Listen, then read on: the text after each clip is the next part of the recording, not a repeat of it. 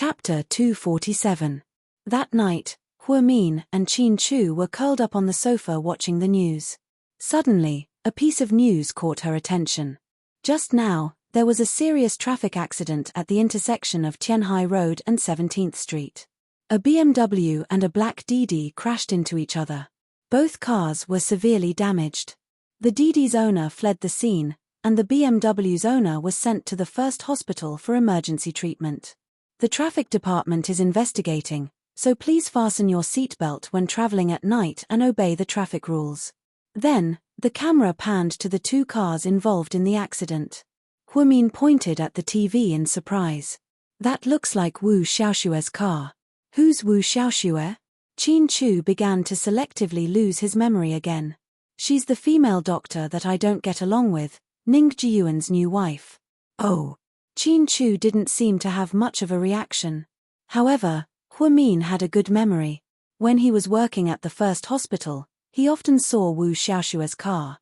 The license plate number was also quite arrogant, so Huamin recognized it immediately. But wasn't today her wedding day? How could such a serious traffic accident happen? As he pondered, he saw a WeChat message from his junior, Huang Yu. Senior, I have good news for you. Wu Xiaoshue was hospitalized after a car accident. Was it really her? You knew. I saw it on TV, Huamin replied. Yeah, I wonder why she didn't stay at home on her big day. Why did she come out to show off? She crashed into a car, but apparently, the driver ran away. I heard that he's a prostitute, so it's hard to track him down. Wu Xiaoshue is still in the OR, I wonder if she can keep the baby. Upon hearing this, Huamin felt quite sad. No matter how much she hated it, she was still a pregnant woman. If she lost the baby because of this, it would be a tragedy. Just as he was texting Huang Yu, he suddenly saw a call from Ning Jiyuan. Huamin hesitated for a moment before picking up. Huamin, please help me save Xiaoshue. Isn't she in surgery? Huamin asked. But just now, the attending doctor came out and said that the operation is very difficult. Xiaoshue is bleeding now. It's as difficult as the pregnant woman you saved last time. The doctors are not confident, so Chief Wang hopes that you can come back to assist in the operation. Sorry, I'm just a nurse. There's nothing I can do. Huamin rejected Ning Jiyuan's request right away. If she still didn't have the face to suffer like last time, then she would really be a fool. I know what you're worried about. I won't hold you responsible for not being a qualified doctor. I won't believe you, and I won't help you. Just give up. Don't tell me you're just going to watch him die. Ning Jiyuan roared. But I'm not a doctor, Huamin replied calmly. Mion. Ning Jiyuan looked like he wanted to say something else. Huamin hung up the phone. What's up? Qin Chu asked nonchalantly. Wu Xiaoshue is in emergency treatment. Because she's pregnant, it's more difficult. The doctors at the first hospital want me to go back and assist in the operation. Ning Jiyuan called to ask me to save her. What do you think? I refused. I'm not a doctor, and I have no obligation to save people. But...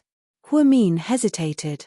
But if you don't help, and something happens to Wu Xiaoshue, your conscience will feel bad. How do you know? Are you really a roundworm in my stomach? Huamin exclaimed. Forget about being a roundworm. I'll just be your husband quietly. Huamin sighed slightly and rested his head on Qin Chu's lap. Wu Xiaoshue is really unlucky. She got into a car accident on her wedding night. If she can't keep the baby, I don't know if she can survive. If you want to save her, then go. You don't think I'm saving my enemy? Huamin raised his head and looked at Qin Chu curiously. When it comes to life, there's no such thing as friend or foe. If you don't have the basic compassion, then you don't deserve to be a doctor. But I'm not a doctor. I never was. Huamin smiled bitterly. In my heart, you already are. To Qin Chu, Huamin was the doctor who saved his life. He was the angel in white. So, do I have to go now? I'll drive you. After speaking, Qin Chu got up and opened the door to go downstairs. Looking at Qin Chu's back, Huamin's eyes teared up. How could he be so nice? Chapter 248. With Qin Chu's escort, Min arrived at the hospital in 5 minutes. He changed into a surgical gown and entered the operating room. When the chief surgeon saw Min, he was a little excited. Min, you're finally here. Give it to me. Min took the scalpel and looked at the data while listening to the doctor talk about the patient's condition.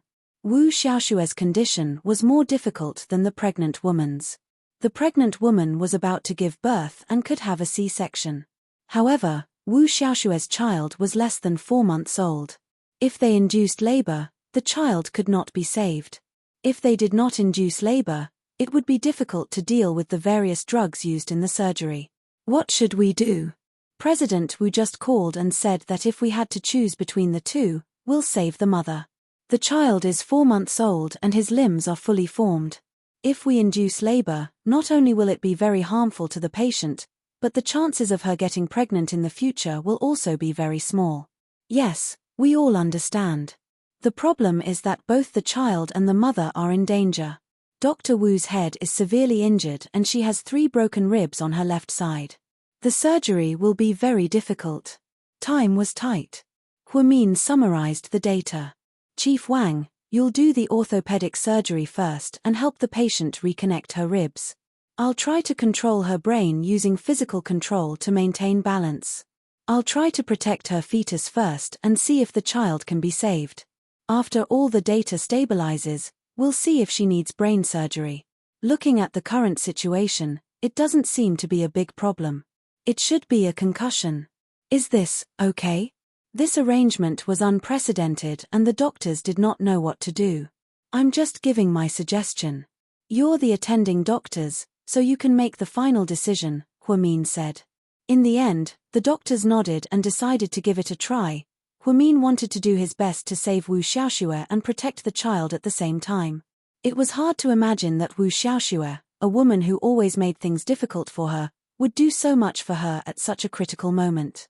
The operation lasted for 4.5 hours. Qin Chu waited in the car downstairs. When Min came out, exhausted, the corridor was filled with people, led by Wu Xiaoshue's parents and President Wu. Min, how is it? She's considered to have passed, but she still needs to be observed. As long as there's no major problem with her brain, other than 3 broken ribs, everything else is fine. The most important thing is that the child is safe.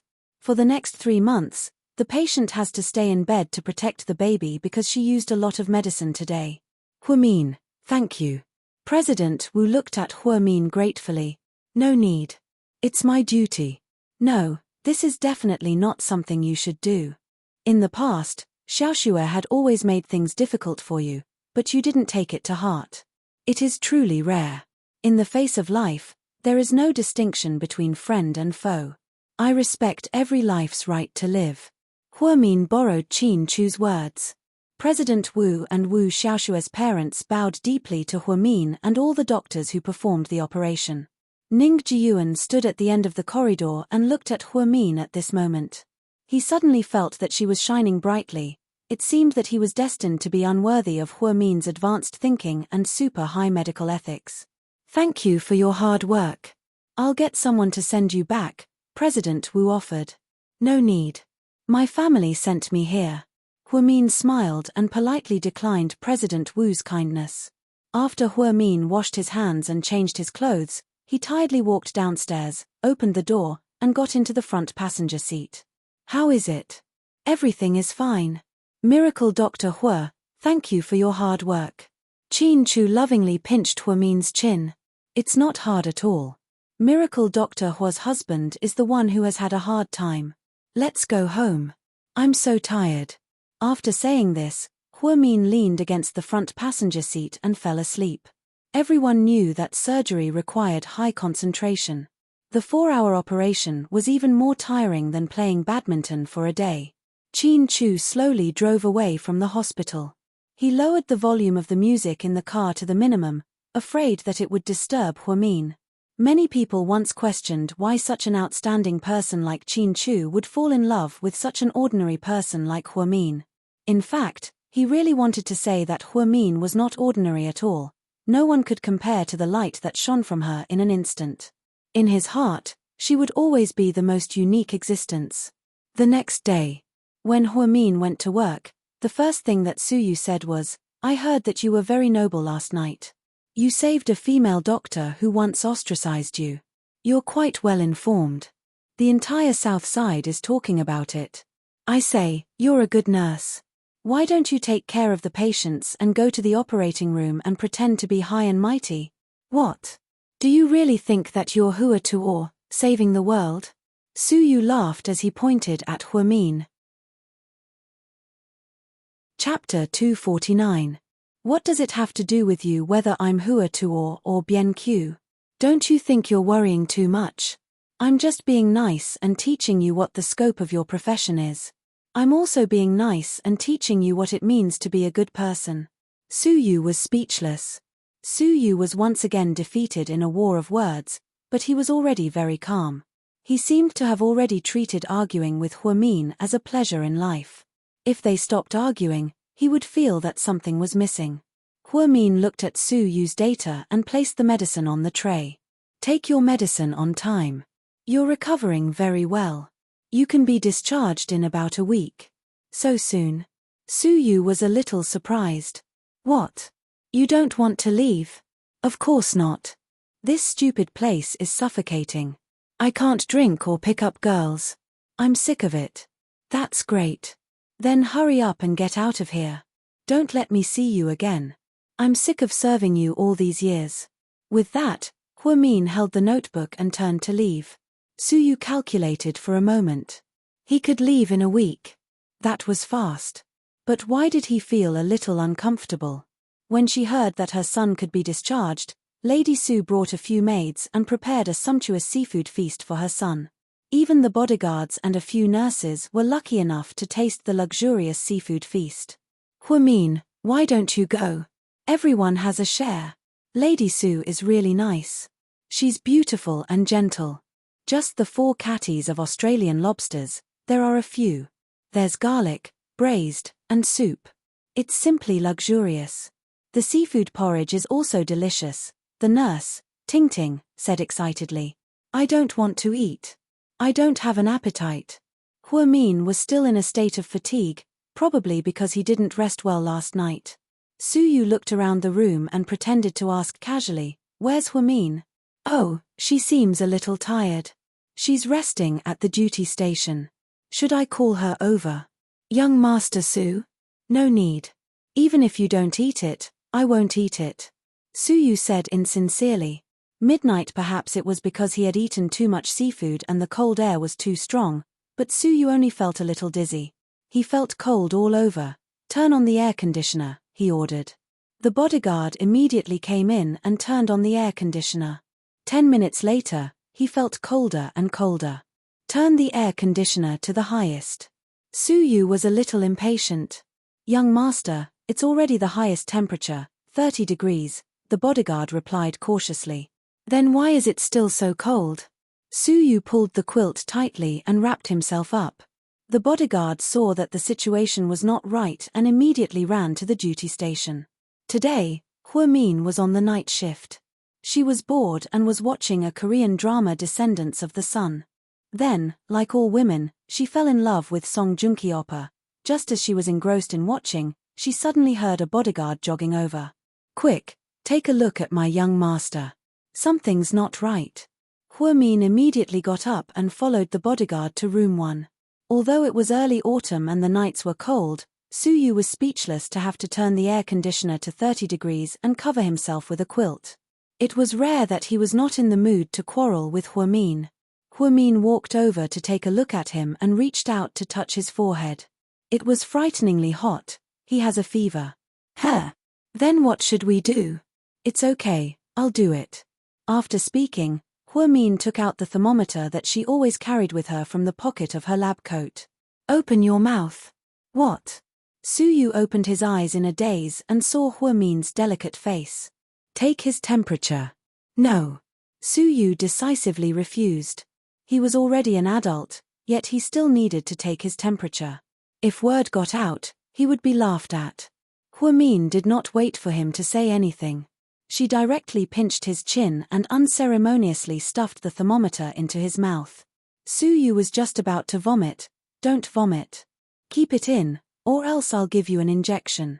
Huamin crossed her arms and fiercely threatened.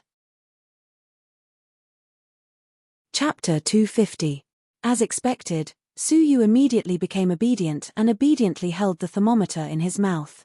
Sometimes, he wondered if Huamin was born to be his nemesis. Why was he able to hit other women and blow their heads off, but when it came to her, he didn't have the temper? Was he under some kind of spell? Or was he under this woman's spell? Huamin pulled a stool over and sat in front of the bed, waiting for the results. Su Yu glanced at her from time to time. Huamin lowered her head and continued to write the report seriously. Su Yu picked up his phone and gently turned on the camera. Then, he turned off the sound of the camera. Huamin. Yeah. Huamin inadvertently looked up. The photo froze at this moment. The night wasn't very bright, so the image was a little hazy. However, Huamin's delicate features could still be seen clearly. Because her night vision was impaired, she wore black-framed glasses during her night shift. The nurse in the white shirt in the photo was frozen in Su Yu's phone. This was the first time he saved a photo of a woman, and it was taken with his own hands. What? Huamin didn't know what was going on and asked. Nothing, I just wanted to ask you what time it is. Don't you have your own phone? Huamin asked back. Then, she looked at the time and realized that it had been 5 minutes. She reached out and pulled the thermometer out of Su Yu's mouth. You're burning up. What's your temperature? He was curious. 39, 8 degrees. It's almost 40. Will I become stupid from the fever? Based on the way you're talking to me, you're still far from being stupid. Su Yu immediately rolled his eyes at Huamin. Couldn't she talk to him happily? What do we do now? What unfulfilled wish do you have? Hurry up and tell me. Su Yu, come here, I promise I won't strangle you to death. Su Yu's eyes burned with anger. Huamin smiled. You're still in good spirits. There won't be any problems. Let me bring down your fever physically. After that, Huamin turned around and left the ward. 5 minutes later, he returned with a tray full of messy things. Do you need some fever medicine? No, fever medicine has side effects. Don't take it unless it's absolutely necessary. It's not good for the kidneys. Su Yu nodded thoughtfully. Indeed, I should take good care of my kidney. Huamin rolled his eyes at her. It's good that you're sick. Don't think about nonsense. It's not good for you. This is the most basic physiological need of humans. What do you know? All right, Mr. Stud Horse. What you need to do now is to shut up and lie down. Huamin pushed Su Yu's head down without hesitation. Then, he took out a cold cooling patch and stuck it on his head. Instantly, he felt a cooling sensation that made him feel very comfortable. Then, Huamin took out an ice cream and handed it over. Eat this. What? Ice cream. This is for women. I don't eat it. I hate sweets. This is for you to lower your temperature. Eat it like medicine. After that, Huamin threw the ice cream onto Su Yu's body. It was so cold that he immediately picked it up. You're really, sure, don't be noisy. Don't disturb my TV show. Huamin took out his earphones and continued watching Descendants of the Sun. Su Yu lay on the bed with the cooling patch on his head and ate his ice cream. From time to time, he would glance at Huamin. It was rare for her to sit so quietly by his side. Su Yu actually felt that time would be better if it slowed down a little. After about an hour, Huamin had just finished watching an episode of a Korean drama. She took off her earphones and reached out to touch Su Yu's head. Chapter 251. The fragrance from his fingertips made Su Yu feel a little impulsive. He really wanted to pull on the back of Huamin's hand and kiss it. However, he felt that with Huamin's fierce personality, he might chop off his hand. So, after some hesitation, he gave up on the idea. Your fever is gone. Your body is in good shape. Of course, I was in the special forces for a few years. You're looking down on me, aren't you? Huamin didn't say anything. He packed up his things and got up. Hey, you're just going to leave me like this? Your fever is gone. Now you just need to sleep. But I'm a little hungry right now, Suyu said as he held his stomach. Huamin looked at him speechlessly. He walked into the sweets kitchen and found that the rest of the dishes were all seafood. Your fever is caused by the cold in your body. You can't eat seafood for the next few days. Don't drink seafood porridge either. Eat a light diet. So what are you going to make for me? Suyu looked at Huamin eagerly. Huamin sighed. He might as well be a good person until the end. Not only would he have to trouble the chef to make food in the middle of the night, but the food might not be light either. Huamin took out some rice from the cabinet, sliced some spring onions and ginger, and made porridge for Suyu. 40 minutes later, a bowl of steaming hot porridge was ready. Here, drink it. It's good for your body. Does it have aphrodisiac effects? It has the effect of nourishing yin. Huamin's face darkened as he replied. Suyu laughed out loud. Teasing Huamin in the middle of the night was one of life's greatest joys. You're so fierce, not gentle, and ugly. No man will want you. Thank you, but don't worry about me. You should control yourself in the future. Don't overindulge and cause impotence in the future. TSK TSK. What a vicious mouth. Shut up and eat your porridge. Huamin's patience with Suyu had run out. It just so happened that this man had a fever when she was on duty. If she didn't bring his fever down, there would probably be a riot in the hospital the next morning. Lady Su would probably scold the head nurse until she cried. To be honest, the porridge didn't taste good because the taste of ginger was very strong. However, Suyu ate the whole bowl. Maybe he was hungry. By the time he was done, it was already past 2 in the morning. Huamin tiredly took off his glasses and placed them in the pocket of his lab coat. I'm going to the on-call desk. Ring the bell if you need anything. Huamin. Just as Huamin was about to leave, Suyu called out to her. Huamin turned around. It's fine. In fact, he wanted to say thank you, but he didn't know why he couldn't say it. Huamin was already used to his habit of tormenting people, so she turned around and left again. After Huamin left, Suyu didn't feel sleepy at all. He called the 4 bodyguards in and had an impromptu meeting. What do you guys think is the best gift for a woman? Jewelry. A branded watch. A Louis Vuitton bag. Money is the best gift. The 4 bodyguards all said the same thing. Suyu glanced at them faintly. If it were that simple, why would I need you guys to give me your opinions? You guys are so stupid. Suyu had countless women by his side. How could he not know better than them how to coax them? So, young master, who are you planning to give it to? Is it the old madam? It's good for you to talk less. Suyu glanced at the blockhead. He really thought that he was simple-minded and all brawn and no brains. Young master, why don't you buy 990 roses? Another bodyguard suggested. Do you want to open a flower shop? Suyu looked up and said in a bad mood.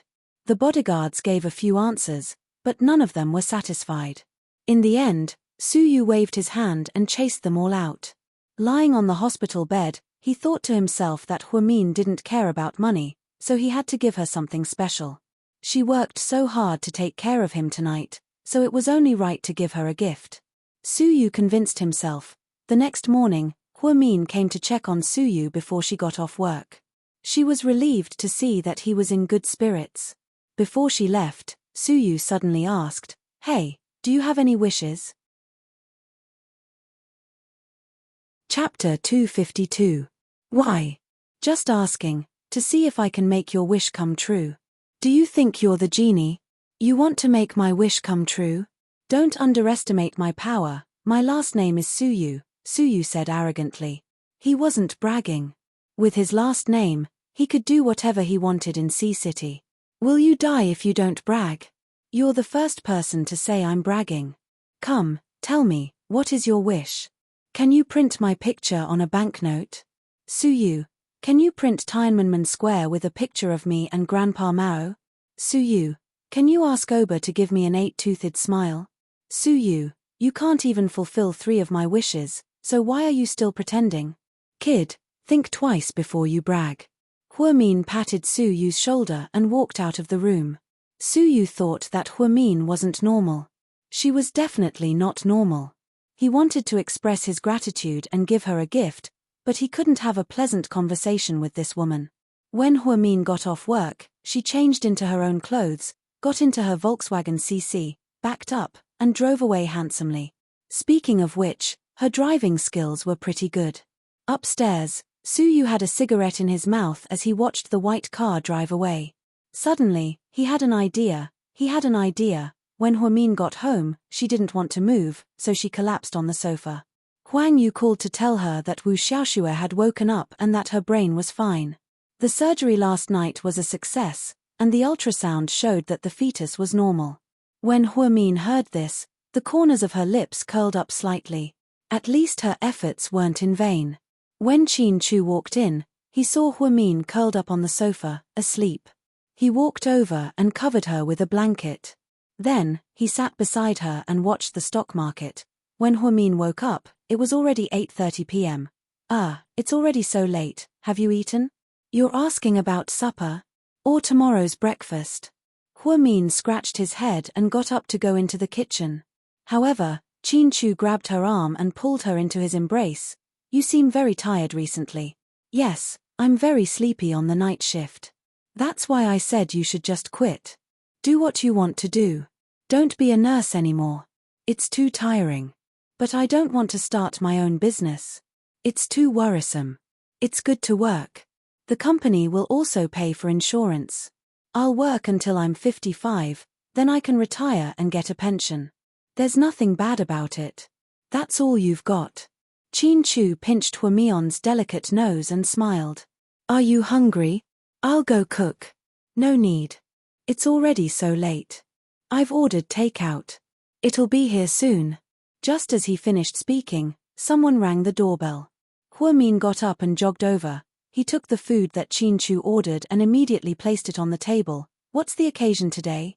There's so much food. She looked at the 8 dishes on the table and stared at Qin Chu. It's to comfort you. My wife has been working too hard lately. Thank you, Mr. Qin. Huamin was so touched that she hugged Qin Chu's neck and kissed him. Her saliva was all over his face. The good thing was that Qin Chu didn't mind. This okra is pretty good, eat more. Medical science has always said that okra is very nutritious. It protects the liver and lowers blood lipids. Huamin kept putting food on Qin Chu's plate, looking very happy as she ate. Qin Chu quietly held onto his bowl of rice. Suddenly, he asked, Mion, how much longer do you plan on making me wait? Huamin's hand froze slightly. She knew what Qin Chu was asking. Chapter 253. At this moment, his phone rang. When she saw the caller ID, Huamin immediately picked it up. Zhu Lingling's calls always came at the right time. Lingling, have you eaten? I'm eating. I should have called you earlier. I wanted to eat with you. Did something good happen? Huamin smiled. Of course, I changed my car.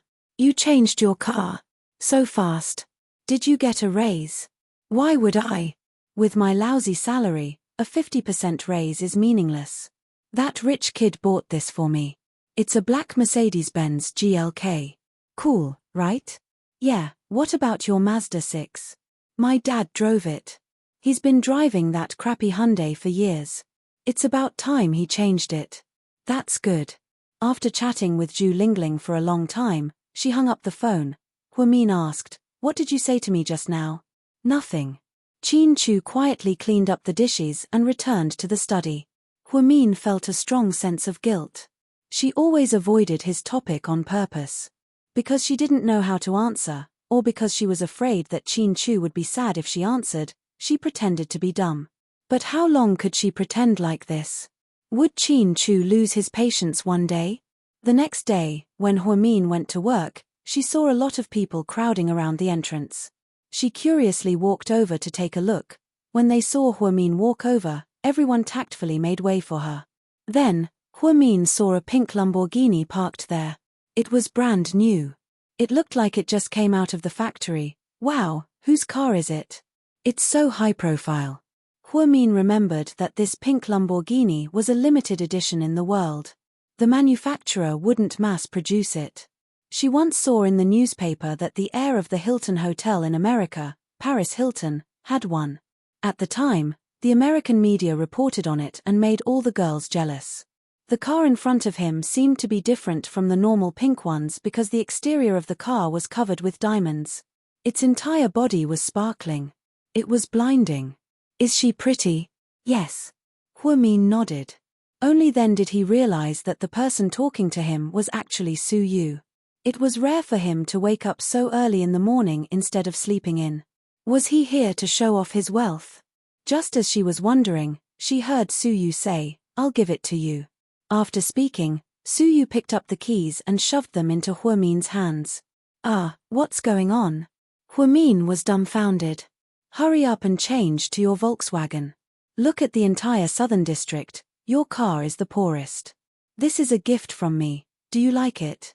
Why are you giving it to me? Huamin stared at Su Yu. With so many people watching, Su Yu was naturally embarrassed. Because I've been in the hospital for so long, and you're the one with the best skills. Anyway, I won't let you do all this for nothing. I don't want it. After speaking, Huamin shoved the keys back into Su Yu's hands. Why? I don't deserve it. It's my job to take care of you. You're giving me such an expensive gift. Do you think it's a box of mooncakes or a pound of pork? After speaking, Huamin turned around and walked into the hospital. The onlooking nurses all gritted their teeth in hatred. They thought to themselves, is Huamin an idiot? Su Yu was rejected in front of everyone and felt humiliated. What are you looking at? Go away. Then, he kicked the Lamborghini. Everyone's hearts ached as they watched. As expected, rich people were capricious. He bought the car from a friend at a high price. In order to exchange for this Lamborghini, he spent more than 15 million yuan. He even sacrificed 2 bottles of Lafite that he had treasured for many years, but this woman didn't appreciate it. She was fucking drunk. Huamin had just finished changing at the on-call desk when the young nurse, Nan, ran over and said mysteriously, "Huamin, why didn't you want it? Do you know how expensive that car is? That's not an ordinary Lamborghini, it's an LP 670 4SV. It's a limited edition worldwide, and it's a Swarovski diamond personally pasted by a genius Japanese designer. It was auctioned for 22 million yuan. What does that have to do with me?" Huamin didn't think much of it. "Didn't you hear young Master Su say that it's a gift for you? Why didn't you want it, my dear sister?" Nan said regretfully.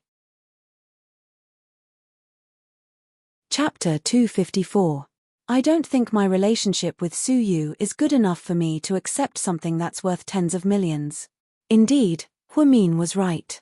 If Su Yu had given her a box of milk or a box of mooncakes, she would have accepted it without hesitation. However, he gave her a car that was worth tens of millions. Why should she accept something that she didn't deserve? Are you stupid? Young Master Su is so generous, so of course he likes you. Why don't you take advantage of this opportunity? After you sleep with him, you can take anything that's expensive. Do you know how many women in our hospital dream of this opportunity? I don't know what other people think, but I won't. First of all, I have a boyfriend, so I won't do anything to betray him. Second of all, Su Yu and I won't have any breakthroughs in our relationship. Also, I hope that this will end here. Don't spread this around. I'm scared that if the director hears about this, he'll fire me because of my bad behavior. Huamin, you're so stupid. If I were you, I would definitely take advantage of this opportunity. That's why Su Yu doesn't like you. Huamin felt that a nurse like Nan was pitiful. Many women worshipped money and dreamed of marrying into a rich family. However, some things couldn't be rushed. The more anxious you were, the less chance you had. Moreover, she believed that no man would like a woman who loved money purely and had a strong motive. Even if he was ugly, he would rather believe that his girlfriend was in love with him and not for money. Nan was speechless by Huamin's words. During lunch break, Huamin sat in the back garden after lunch and played with her phone. Because it was Chinese Valentine's Day, many friends posted the red packets their boyfriends gave them. There were 1314 and 520 red packets. In short, there were all sorts of public displays of affection.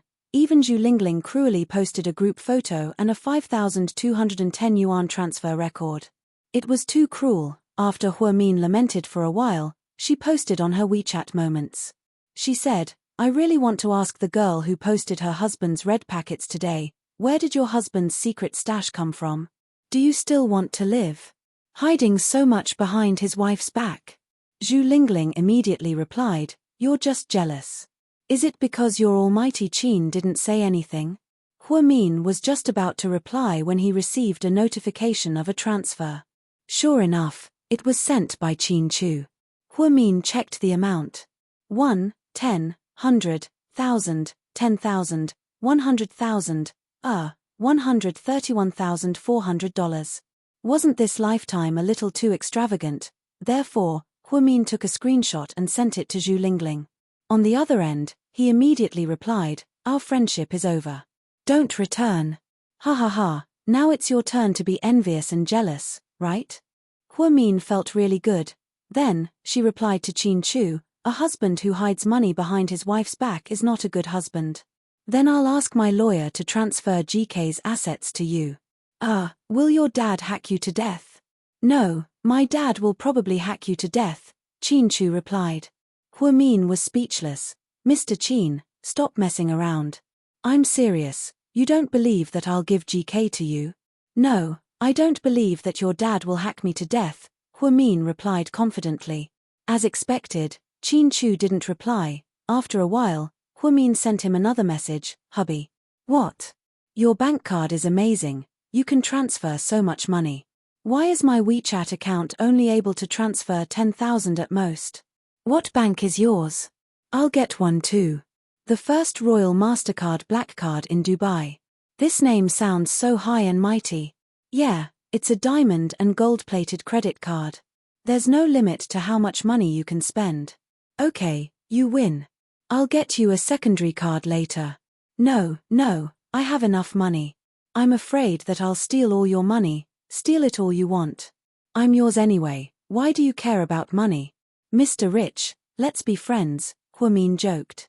Sure, to show your sincerity, give me a child first. Fuck off. As the couple played around, their love boat capsized. After sending Qin Chu a WeChat message, she was in a good mood.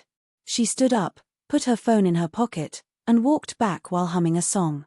Upstairs, Su Yu saw Huamin's blissful smile and was almost certain that she had a boyfriend. But why couldn't he find anything even after asking so many people to investigate? Could it be that someone was hiding it on purpose? Also, this person was very capable and could hinder his subordinate's efficiency. "Young master, Miss Zhao Qingya is here. Let her in."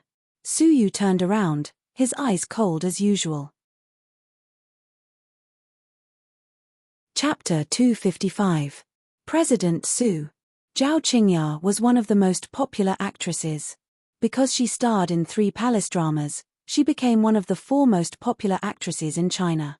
She looked pure and sweet, and she was only 24 years old, the same age as Huamin. Imperial star had a lot to do with the fact that she was able to rise to fame in 3 years. Apparently, she risked her life to stop Su Yu's car, which gave her a chance to become famous. If it weren't for Su Yu's excellent driving skills and his timely braking, Zhao Qingya would have been killed. Not many people dared to imitate her reckless actions. It was her courage that piqued Su Yu's interest in her. As one of Su Yu's girlfriends, Zhao Qingya was one of his favorites. Because she was obedient and knew when to stop, she had been with Su Yu for 3 years. She had made a name for herself in the entertainment industry, and no one dared to break the rules with her. Those who didn't know the truth thought that this girl came from a rich family. However, everyone in the industry knew that she was Su Yu's toy, the kind that could be eliminated at any time. Su Yu turned around and didn't say anything. She immediately put down her Chanel bag, walked over in small steps, and helped Su Yu to the bed. "I just came back from filming overseas. I heard that you'll be discharged soon. That's great news." Zhao Qingya's voice was pleasant, like a baby's voice. Su Yu didn't seem to be in the mood, so he only grunted. "When I was filming in Nanling, I saw that this lighter was really fun. It's an antique and has a lot of local characteristics, so I bought one for you." Zhao Qingya took out a lighter from her bag and handed it to him as if she was presenting a treasure. Su Yu took it and hit it twice. His face was expressionless, and no one could tell if he was happy or angry. My movie's premiere is next month. Can you go? Zhao Qingya looked at Su Yu coquettishly. I'll see. Zhao Qingya nodded and didn't dare to say anything else. Perhaps she could tell that Su Yu wasn't in a good mood. Haven't you always said that you like pink Lamborghini? I'll give you the one outside. Huh. Zhao Qingya didn't expect Su Yu to say that. She was stunned. When she had first walked in, she had indeed seen a diamond-studded pink Lamborghini at the entrance. At that time, she had wondered which woman was so lucky. So it was Su Yu's car, for me? Zhao Qingya found it hard to believe. Yes, it's yours. Thank you, President Su. Zhao Qingya quickly kissed Su Yu on the cheek. Su Yu grabbed a tissue and immediately wiped off the fragrant lipstick. I'm sorry, President Su. I'm just too happy to receive such an expensive gift from you. You can drive it away in a while. Su Yu's tone had always been very low, as if he was not in the mood. Thank you, President Su. Zhao Qingya thanked him several times in a row. It was obvious that she was very excited. She could already imagine that when she drove out later and was photographed by the media, it would definitely make the headlines. By then, all the women in the industry would be jealous of her. Who told her to be lucky enough to work for Su Yu? Su Yu indeed had a bad temper. Most of the time, she felt like she was serving an emperor. She had to be very careful, afraid that she would make a mistake. However, compared to the things she would receive, it was all worth it. After all, the fame and fortune that Su Yu brought to her were things that many women would never be able to obtain in their lifetime. Seeing the unconcealable happiness on Zhao Qingya's face, Su Yu was even more certain that all women liked luxury. But why was Hua Min an exception? Why couldn't she be as obedient as Zhao Qingya? Zhao Qingya stayed in the room for 3 hours. Before she left, she specially touched up her makeup. When she passed by the on-call desk, she glanced at Hua Min and suddenly asked, Are you Hua Min? I am.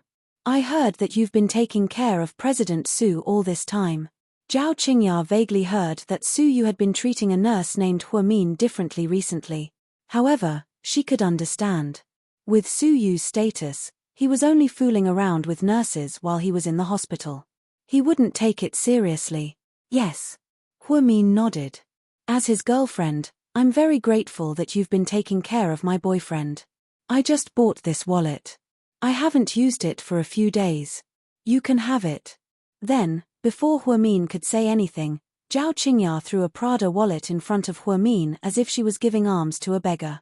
Miss Zhao, wait, Hua Min yelled. Do you want my autograph or a photo? Zhao Qingya asked arrogantly as she turned around. Chapter 256. Neither, I just want you to take your wallet back, I can't accept it. Hua Min shoved the wallet into Zhao Qingya's hands. Is it because the hospital doesn't allow you to accept gifts? It's okay, this isn't a bribe, it's a gift from me. No, it's my own problem. Thank you for your kindness, Miss Zhao. Zhao Qingya held onto the wallet, feeling a little uncomfortable. She thought that she could show off as Su Yu's girlfriend and scare the nurse away. After all, she was one of Su Yu's women who had been with him for a long time. However, the nurse didn't want to accept the gift. Did that mean that she still hadn't given up on Su Yu? Did she still want to get more benefits from Su Yu? At that thought, Zhao Qingya's face darkened. She looked at Hua Min from head to toe and said, I thought you were a smart person who knew when to stop, but it seems like you're just an idiot who wants to climb up the social ladder. You're not the prettiest woman in the world, nor are you the daughter of a famous family. Where did you get the confidence to continue pestering Su Yu? A smart woman would retreat at the last moment. She would take advantage of the fact that President Su was not tired of playing with her. Otherwise, she would be abandoned in the future, and her ending would be even worse than now. If she accidentally angered him, she might not be able to stay in Sea City in the future. So, did she really not plan to stop while she was ahead?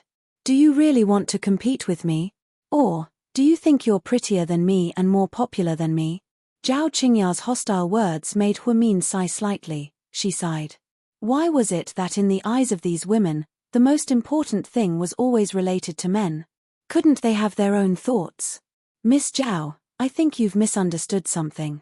Su Yu and I don't care about what's going on between you and President Su. President Su has so many women, I'm used to it. But I just want to remind you not to have too many fantasies. President Su isn't a man that ordinary women can control. You're on your own. Then, Zhao Qingya put on her sunglasses and walked away. Huamin was speechless. Hua Xiqian had told him the same thing, and now Zhao Qingya was telling him the same thing. The problem was, when did they see anything between her and Su Yu? She thought that she treated Su Yu better than Uncle Liu in the next room. At least, she was nice to Uncle Liu, and they often played chess together. Zhao Qingya drove away in a pink Lamborghini and made the headlines that night. Imperial Star's boss, President Su Yu's limited edition Lamborghini. The news about Zhao Qingya and Su Yu's wedding had been hyped up. Ever since Zhao Qingya's debut, her PR team had been hyping it up. Zhao Qingya had never responded to it directly, but every time this news came out, it would benefit Zhao Qingya's social status and the GU Corporation of Imperial Star. It was Su Yu's way of hyping things up. After all, Zhao's STSSSS. However, everyone in the industry knew that this was fake news. It was impossible for Zhao Qingya to marry into the Su family. Old Master Su was the head of the military region, and his family had strict rules. He said that his granddaughter-in-law could be in any profession, except for the entertainment industry. It was said that Su Yu was very obedient to his grandpa, so he only listened to romantic news to relieve his boredom. If he really did lose, he would lose. That night, when Huamin was on duty, Nan Nan held the newspaper and complained, "Look, young Master Su gave away something you didn't want. That's tens of millions. What a pity, I feel bad for you. It wasn't mine to begin with." "It's not a pity." Huamin smiled. "You're such a weirdo. I really have to hand it to you. You're not even moved by the rich and powerful. You really love your boyfriend, don't you?" Nan Nan looked at Huamian with an exasperated expression. Huamin smiled but did not respond. The truth was, even if Qin Chu didn't exist, she still wouldn't have accepted Su Yu. She hated the fights between rich families. If she didn't even want to go back to the Hua family, why would she want to marry into the rich and powerful Su family? While he was on duty, someone in room 2 suddenly pressed the emergency bell. Huamin rushed over like the wind, thinking that Uncle Liu was in an emergency. When he went in, he saw that Uncle Liu was not only fine, but he was also munching on an apple. There was also a mother-in-law of Uncle Liu's age standing by the bed. She was dressed elegantly and looked kind. Huamin knew that she was Uncle Liu's wife. Apparently, she just came back from Hawaii. He had seen her photo on Uncle Liu's phone before, so he was familiar with her. "Uncle Liu, what's going on?" Huamin was confused. "Come here, Huamian, sit down. We have good news to announce," said Uncle Liu mysteriously. What good news?" Huamin looked at the old couple suspiciously. Chapter 257. Uncle Liu put down the unfinished apple in his hand and looked at Huamin with a smile. "Since you've been taking good care of me, playing chess with me, and watching me take my medicine, my wife and I have decided to introduce you to a boyfriend. I've been observing you, and you have a good personality. Out of all the nurses in the hospital, you're the most reliable one. You dress plainly, and most importantly, you're not ostentatious. Not many young people are like you these days." "That's right. Our family's old Liu has always told me how good you are. I believe that his taste is not wrong." "Hey wait, Uncle Liu, I actually..." "Don't say anything, listen to me. My grandson is already married, so there's no chance of you getting together. However, my fourth brother has a grandson who is about your age. He's an honest guy, and he's serving in the Air Force. He's a company commander now, and he's young and promising. Most importantly, he will continue to be promoted in the future. He lives in S City, and when you get married, if you don't want to live in S City, you can continue to work and live here. It's so close, so it won't be a problem." Huamin was sweating profusely. What was going on? They hadn't even met yet, but they were already talking about marriage. The problem was, she was already married. Uncle Liu was trying to matchmake her. Huamin immediately stood up. Uncle Liu, I'm sorry, I know you're a little embarrassed, so I booked everything for you. My grandson is coming over tomorrow. You two can meet and chat when he comes to visit me. Young people always have things to talk about. It would be best if you two can get together, but if not, you can at least make friends. Uncle Liu was quite open-minded. Uncle Liu's boss chimed in, that's right. That kid is definitely reliable. He's a little old-fashioned, but he's very reliable. Don't worry, we won't cheat you. I know you mean well, but the problem is, I'm all ready. Oh, turn on the TV. Don't miss the news. Uncle Liu slapped his forehead and immediately looked for the remote control. Uncle Liu's wife also got busy and ignored Huamin's protest. Huamin quietly walked out of the hospital room. It seemed like she was going to have another ridiculous blind date.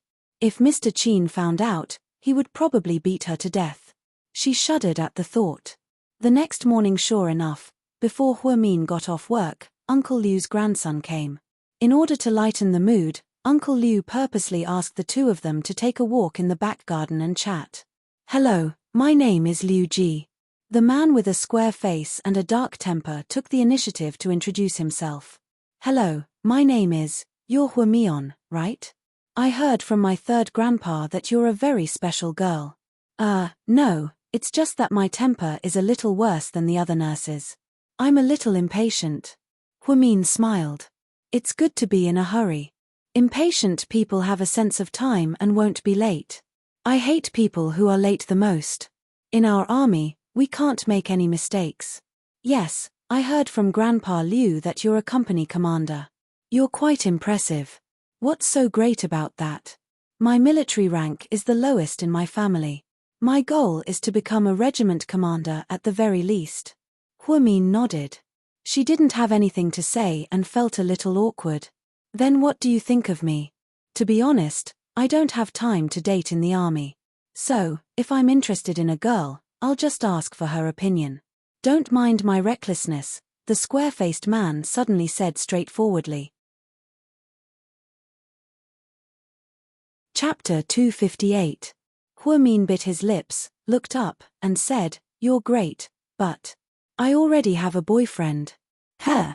The square-faced guy was confused. I wanted to tell you yesterday, but Uncle Liu didn't give me the chance. I'm so sorry. It's okay, it's not too late to tell you now. You're very honest. We have to be honest. I'm really sorry if I caused you any trouble. Don't worry about it, the men in the Liu family aren't promiscuous or perverted. We still have to be tolerant. Huamin, although the square-faced guy wasn't good with words and wasn't as pretentious as the forensic doctor, he was still a weirdo. Every sentence he said was classic, and Huamin almost laughed out loud. After the two of them finished talking, they walked back and unexpectedly bumped into Suyu at the door. Blind date. While Suyu was taking a walk, he heard a few gossipy nurses secretly gossip about Huamin's blind date. He was so angry that he wasn't even in the mood to take a walk, so he went straight to the back garden. Before Huamin could answer, Suyu glanced at the shoulder patch on the square-faced guy's military uniform and sneered, Just a company commander? Yes, company commander. The square-faced guy nodded. I say, Huamin couldn't stand it anymore and wanted to say something. However, Suyu said recklessly, A company commander wants to come to South Side to pick up girls. Who gave you the confidence? Don't you know that any of the patients here can earn more in a month than you can in your entire life? Suyu, you're crossing the line. Huamin warned him with a dark expression. The square-faced guy was Uncle Liu's grandson, so why did he have to be so sarcastic? Huamin, this is your boyfriend, right? But I think you should reconsider if you want to continue with him. Men who are too narrow-minded usually don't have much potential. After speaking, the square-faced gentleman and Huamin nodded and left. Normally, Suyu would fly into a rage after hearing this, but he was exceptionally calm today. This was because that brat actually mistook him for Huamin's boyfriend. He was very happy about this. Huamin was so angry that he turned around and wanted to leave, but Suyu shamelessly blocked his way. A good pig doesn't block the way. Move aside, Huamin said angrily. Suyu raised his eyebrows. Good pig. Shouldn't it be that a good dog doesn't block the way? I think your character is far inferior to dogs. Dogs are our best friends, but obviously, you are not. Huimin, I'm in a good mood today. I won't hold anything against you. I'll pardon you. But I'm not in a good mood today. Move aside, I'm going home after work. Damned girl, wait, I have something to say. Hurry up, I don't have much time. Looking at his watch, Huimin only wanted to go home as soon as possible so that he could make a delicious breakfast for Qin Chu. I'll be discharged in a few days. When Su Yu said this, the shock on his face returned to seriousness. He was a special patient. He never wore a hospital gown because he thought it was too low class. Every day, he would change into luxurious branded clothes. He was very handsome. The female nurses at Southside were often mesmerized by Su Yu's appearance. Even if he inadvertently glanced at a nurse, that nurse would remain silent and infatuated for the entire day. Huimin didn't pay attention to what Su Yu wore every day because her attention wasn't on Su Yu. However, standing face to face with the sun shining brightly today, it wasn't easy to ignore him. Different from Qin Chu, Su Yu liked white, light coffee, khaki, beige, and a series of bright colors. These colors looked especially good on him. Wearing a custom-made Ferragamo white long-sleeved shirt with English letters printed on it, it was simple but luxurious. Su Yu was the kind of man who was born with a temperament. Even if he wore clothes from a street stall that cost 20 yuan, others would think that it was a luxury item worth more than 100,000 yuan. Congratulations, you should be discharged soon. Huimin immediately agreed. Before I leave the hospital, I have something to tell you. Speak. Huimin stared at Su Yu in confusion.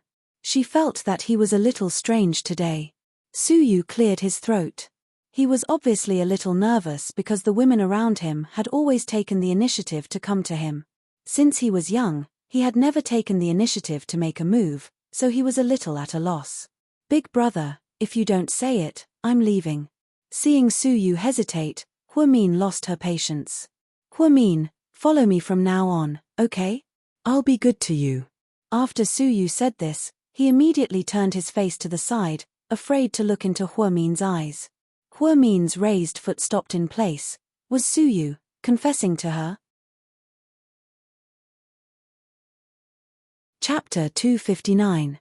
It was probably Su Yu's first time confessing to someone, so he was more reserved. He didn't say anything sappy like or love, he only said, if you follow me from now on, I'll treat you well. How could Huimin not understand such simple and straightforward words? After a while, Huimin turned around and said, are you addicted to cheating? What? Su Yu furrowed his brows. Don't you have a girlfriend? Now you're saying these things to me, isn't that cheating? In our country, monogamy is the norm. If you cheat, you'll be called a scumbag. For the sake of your image, please don't do this. Those aren't real girlfriends, they're just women at most. Su Yu was very clear about this. All these years, including Zhao Qingya, his relationship with those women was all about money and sex. He was just trying to pass the time. None of them were sincere, they were all tricks. Therefore, Su Yu didn't think that he was cheating. On the other hand, Huimin made it sound very serious. Oh, then maybe I'm out of date, but I have a boyfriend too. I don't want to be called a scumbag for cheating. Also, the most important thing is that I won't leave my boyfriend. Our relationship is very good and stable. Thank you for your love. I wish you good health and a happy career. With that, Huimin walked away. Good health. A happy career? What a weird woman. Did she have to be so different even when rejecting someone? Su Yu's face completely darkened. His first confession in his life was like a bucket of cold water being poured over him. When he returned to his room, he was still depressed. He took out his phone and asked in a WeChat group that he had a good relationship with. I like a girl, but she has a boyfriend. What should I do?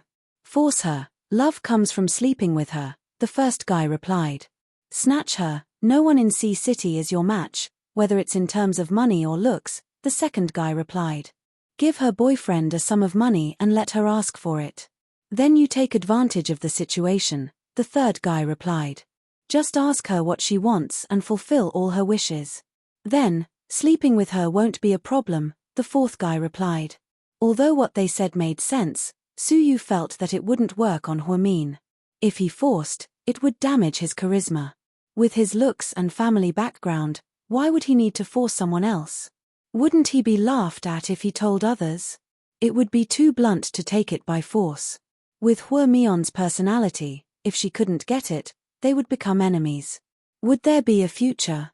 Give her boyfriend a sum of money? Although he didn't know what Huamion's boyfriend did for a living, he hadn't been able to find out anything about him. Just this fact alone told him that her boyfriend wasn't a simple man. He definitely had a powerful background. He had tried to fulfill any of her wishes before, and she even mocked him for being the genie. Therefore, in summary, none of these were valid. It was equivalent to asking for nothing.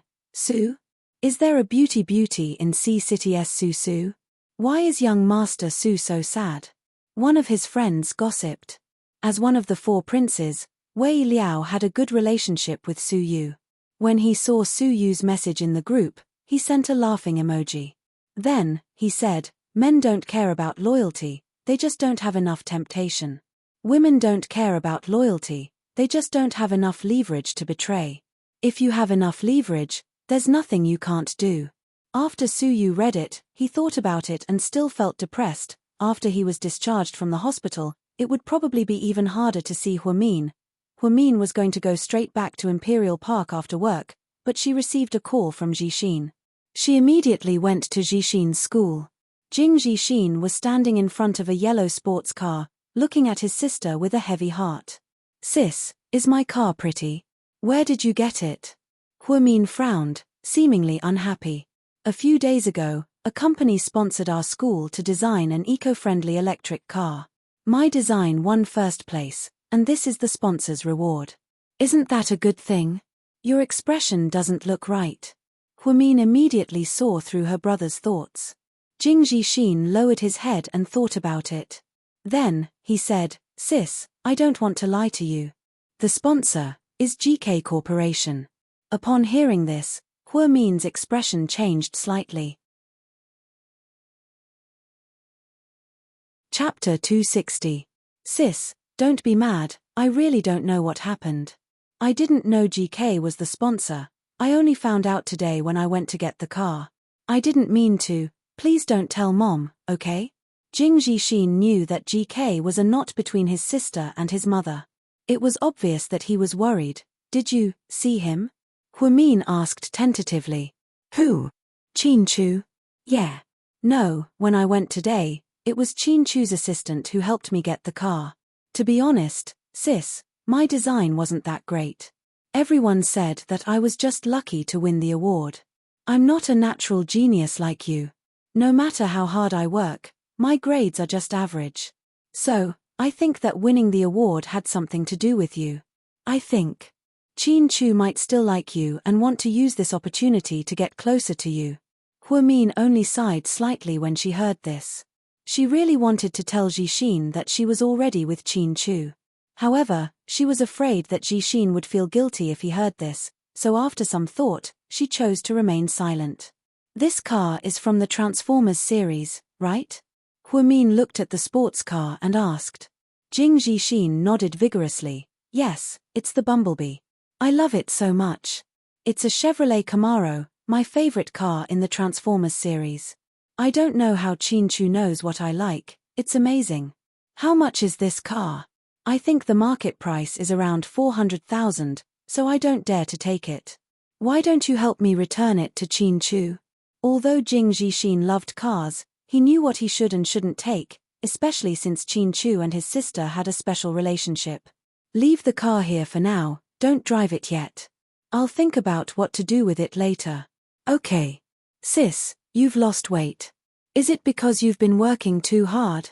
Jing Jixin looked at Huamin, who had just finished her night shift, with heartache. She might not have noticed it herself, but she had dark circles under her eyes. Staying up late would indeed make people look haggard. I'm fine. Just take care of yourself. Have you had any headaches recently? No. What about the medicine? Are you still taking it? Still eating? There are only 2 types left. Yes, keep eating. It's good for your head recovery. Sis, why don't you move back here?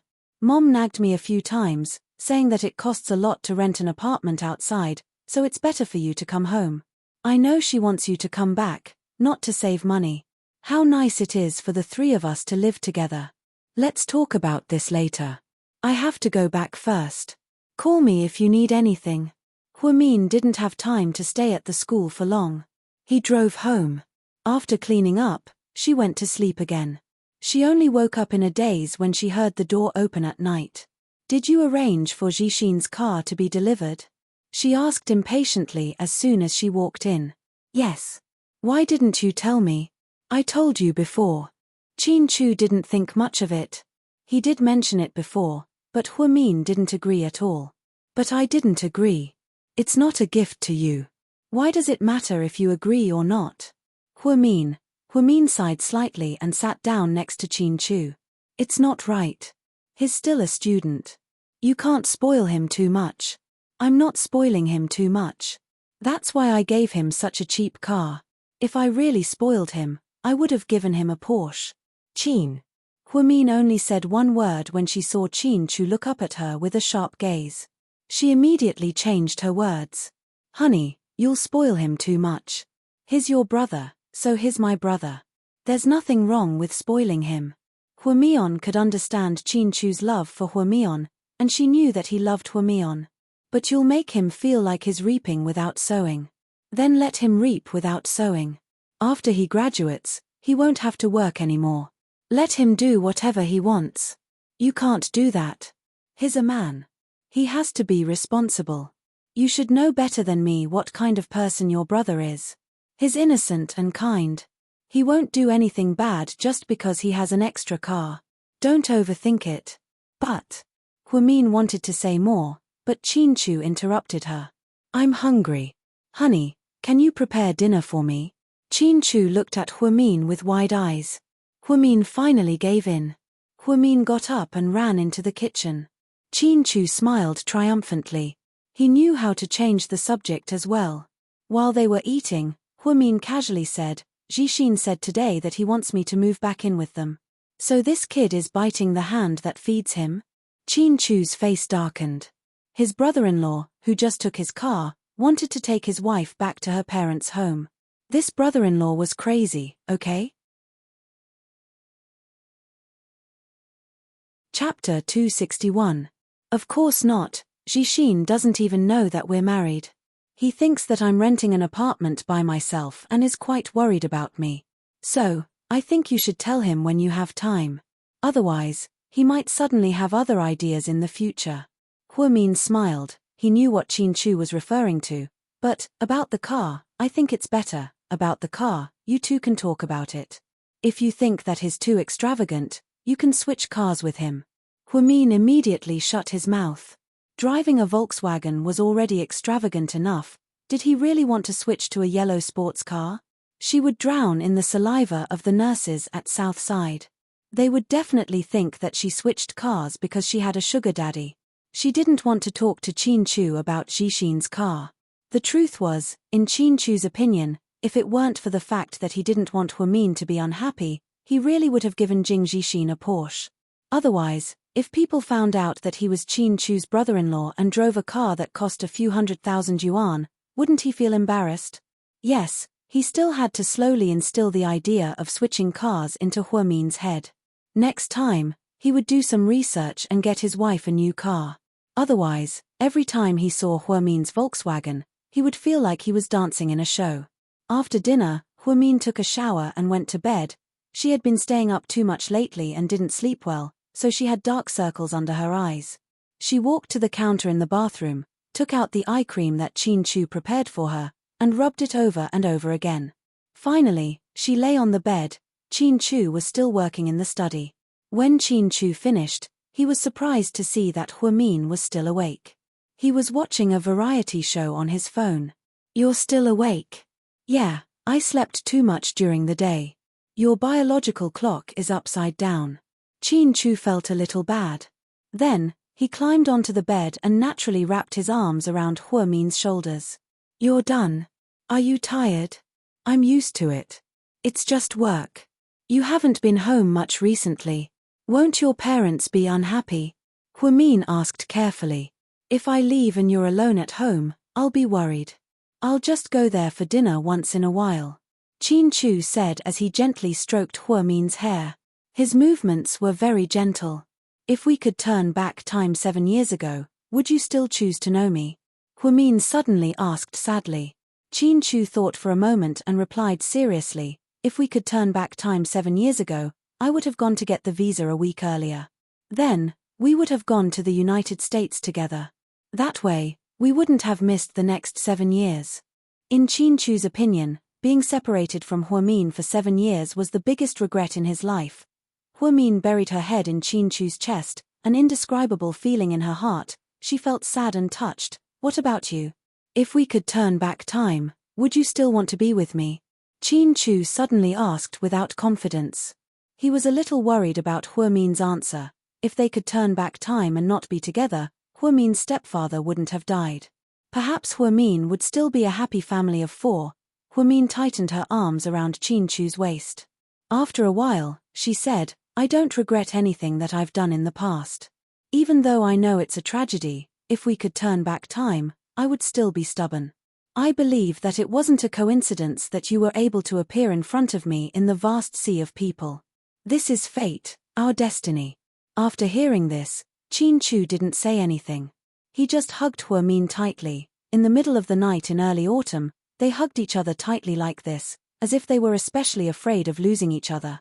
Some things weren't scary if you couldn't get them. What was scary was losing them after you got them. Huamin suddenly realized that if one day she was forced to leave Qin Chu, her heart would be in so much pain that it would suffocate her, because she really wanted to have a man like this. She wanted to be by his side for the rest of her life. The next day, when Huamin went to work, a few nurses surrounded her with mysterious smiles on their faces. What's wrong?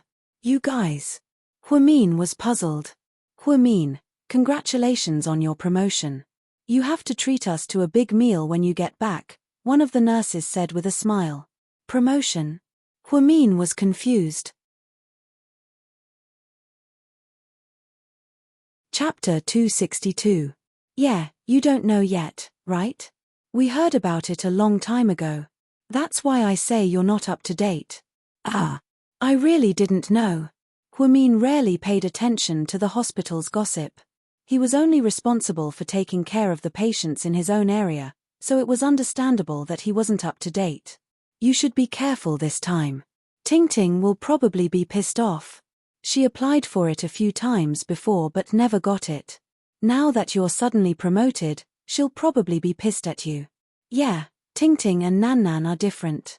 Nan only cares about money and wants to hook up with a rich husband. She doesn't plan on staying in the hospital for long. Tingting, on the other hand, is different. She cares more about power and wants to take the opportunity to climb up the ranks. You have to be careful. After speaking, the nurses giggled and left. The truth was, Huamin wasn't particularly close to them. He just lived nearby and would sometimes go over to help. The only ones who were really in the orthopedics department were Tingting, Nan, and Xiaomai. After Xiaomai was injured, she was replaced by a nurse from another department. That nurse was called Wang Xiaoyan. She didn't talk much and didn't interact much with Huamin. Just as he was thinking, the head nurse, Song Lin, suddenly walked over. Huamin, come with me. Inside the department, Huamin, I'm sure you already know about your promotion. The hospital will officially announce it at noon. Promotion? Huamin was still a little confused. Yes, from today onwards, you'll be the head nurse of the orthopedics department. What about you? Huamin was surprised. Song Lin smiled. I've been transferred to the finance department as the director. That's great, congratulations. Thank you. Song Lin was obviously in a good mood. There are 2 reasons for your promotion. First, it's because the patients you're taking care of jointly recommended you to the hospital. This means that Uncle Liu in room 2 said a lot of good things about you. Young Master Su didn't say much, but he gave you an A on your evaluation form. It's obvious that he's very satisfied with you. Your performance in the past few days has been outstanding, so I gave you an A on your evaluation form as well. But most importantly, it was President Wu's recommendation that allowed me to get promoted so quickly. President Wu? That's right, Director Wu thinks highly of you. Now that you've been promoted, you have to work even harder as the head nurse. As for your salary, it's going to be 12,000 yuan a month, and you'll also get all sorts of other benefits. In short, do your best. Thank you, head nurse. Oh, no, thank you, Director Song. Huamin smiled and scratched his head. Song Lin's transfer should have been carried out a long time ago, but there was no one to take over. Now that Huamin was here, she was relieved. Otherwise, she would be worried about leaving it to these unreliable girls. Tingting might be a little emotional, so please bear with her when the time comes, Song Lin reminded. I know. Very good, then go to work. Good luck. After walking out of the department, Huamin had mixed feelings. After saving Wu Xiaoxue last time, she hadn't seen President Wu. She didn't expect to be promoted so suddenly. Although it wasn't a particularly good position, for a 24-year-old girl like Huamin, it was still surprising that she could become the head nurse of a tertiary grade A hospital. At the on-call desk, Tingting was talking to the other nurses. When she saw Huamin, she immediately sneered, "Congratulations on your promotion." "Thank you. You're different from young Master Su. It's good to have someone to protect you." "Tingting, what do you mean by that?" Huamin smiled. "Don't you know what I mean? Why are you pretending? Everyone in the hospital knows about your relationship with young Master Su. But Huamin, you're really something. There are so many beautiful girls in our hospital. You're really lucky that young Master Su likes you. So you're jealous of me right now?" Huamin looked at Wang Tingting and asked. "I'm really confused. Since you're with young Master Su, why don't you go live a good life? Why are you still at Southside? It's so hard for you to be the head nurse. You should really be the young lady of the Su family." After Wang Tingting said this, the young nurses smiled, "But I like being the head nurse of Southside. I think this position suits me very well." Huamin stared into Wang Tingting's eyes and said, word for word. Chapter 263. You. Wang Tingting was obviously enraged. "Tingting, people are all like this. If you respect me, I'll respect you. I know you're not happy about it, but I didn't do anything to get promoted. It was the hospital's decision. Isn't that because President Wu favors you? Everyone says that you had an affair with President Wu back at the first hospital." Wang Tingting was so angry that she didn't choose her words carefully. "You can eat whatever you want, but you can't say whatever you want. You sound so convincing, but do you have any evidence? Plus, if I really had an affair with President Wu, do you think I would still be the head nurse? Maybe you're just trying to show off. I don't want to explain too much. Anyways, if we can get along well, then we're colleagues. If you can't stand me and think that saying nasty things every day makes you feel better, then you can continue. But, in the future, when you're on duty, don't ask me for help. I won't help you even once. I don't need your help either. Do you really think I'm Hua Tuo? Fine, we'll see." Huamin understood people like Wang Tingting very well. Just like He-Man, she was the type with a dark heart. On the surface, she was nice to you, but she just couldn't stand you doing better. If you did better than her, then she wouldn't be happy. Therefore, there was no need to be afraid of people like her. There was no need to argue with them. It was best to just ignore them. Especially now that Wang Tingting was under Huamin. If she wanted to torture Wang Tingting, she had hundreds of ways to do so.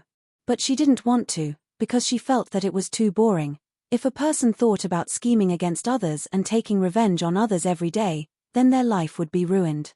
A person who lived in hatred and resentment would not have a future. Huamin wasn't that stupid. From the first day that Suyu was hospitalized, other than Huamin, no one else was allowed to enter his room.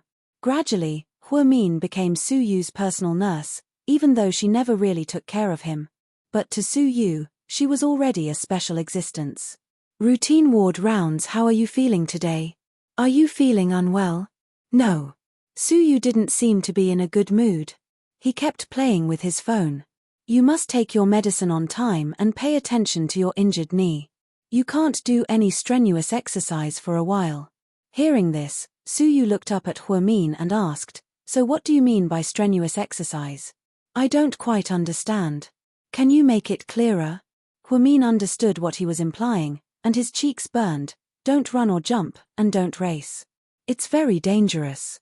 If it recurs, it will be even more serious than this time." "Really? Then, what if it was a physiological aspect? Can I just be a little more passive?" Suyu asked mischievously. "Sorry, this is not my job scope. You can ask experts in this field." After speaking, Huamin turned around and walked out. Suddenly, she thought of something and turned around to look at Suyu. "Suyu, thank you for your A." After speaking, she opened the door and left. Suyu had a complicated expression on his face. He really should have picked DS on the evaluation form and given her a terrible review. However, he just couldn't bring himself to do it. In all fairness, Huamin was a very competent medical staff. If he gave her DS and gave her a bad review, it would mean that he was using his position to get even with her because she rejected him. That would make him seem ungentlemanly. "Young master, Mrs. Hua sent someone over to help you pack your things. You'll be discharged tomorrow. Come in." Suyu didn't seem to be in the mood. After living here for so long, he suddenly didn't want to leave. He wasn't excited about returning to his luxurious nightlife, and he wasn't happy about being able to do whatever he wanted. All of this was because of a brat named Huamin. In the afternoon, Huamin was writing down the next month's duty schedule in the department. Suddenly, there was a knock on the door. "Come in." When Huamin looked up and saw who it was, he froze and was very surprised. "Why are you here?" Chapter 264. Why can't I be here? Wu Xiaoxue was wearing a black dress and a red beret. Her belly was slightly swollen due to her pregnancy, and it was obvious that she was pregnant. "Oh, what's up?" Huamin didn't want to argue with Wu Xiaoxue because she had a lot of work to do. "I just passed by a Hong Kong-style restaurant, so I brought you some afternoon tea." After speaking, Wu Xiaoxue placed the bags of food on the table. Huamin glanced at the bags. There was quite a lot of food: milk tea, desserts, and macarons. "Wu Xiaoxue, did the sun rise from the west today? What are you doing?" Huamin put down the pen in her hand. She was no longer in the mood to write. "Know how to repay kindness," Wu Xiaoxue said simply. Huamin immediately understood what she meant. To be honest, she never thought that Wu Xiaoxue would be grateful. She thought that she would say that she was meddling in other people's business. "No need, I would have saved anyone," Huamin said nonchalantly. "Huamin, I really admire you. If it were me, I definitely wouldn't save a love rival, especially when I was against you in the past." "That's why you're not me."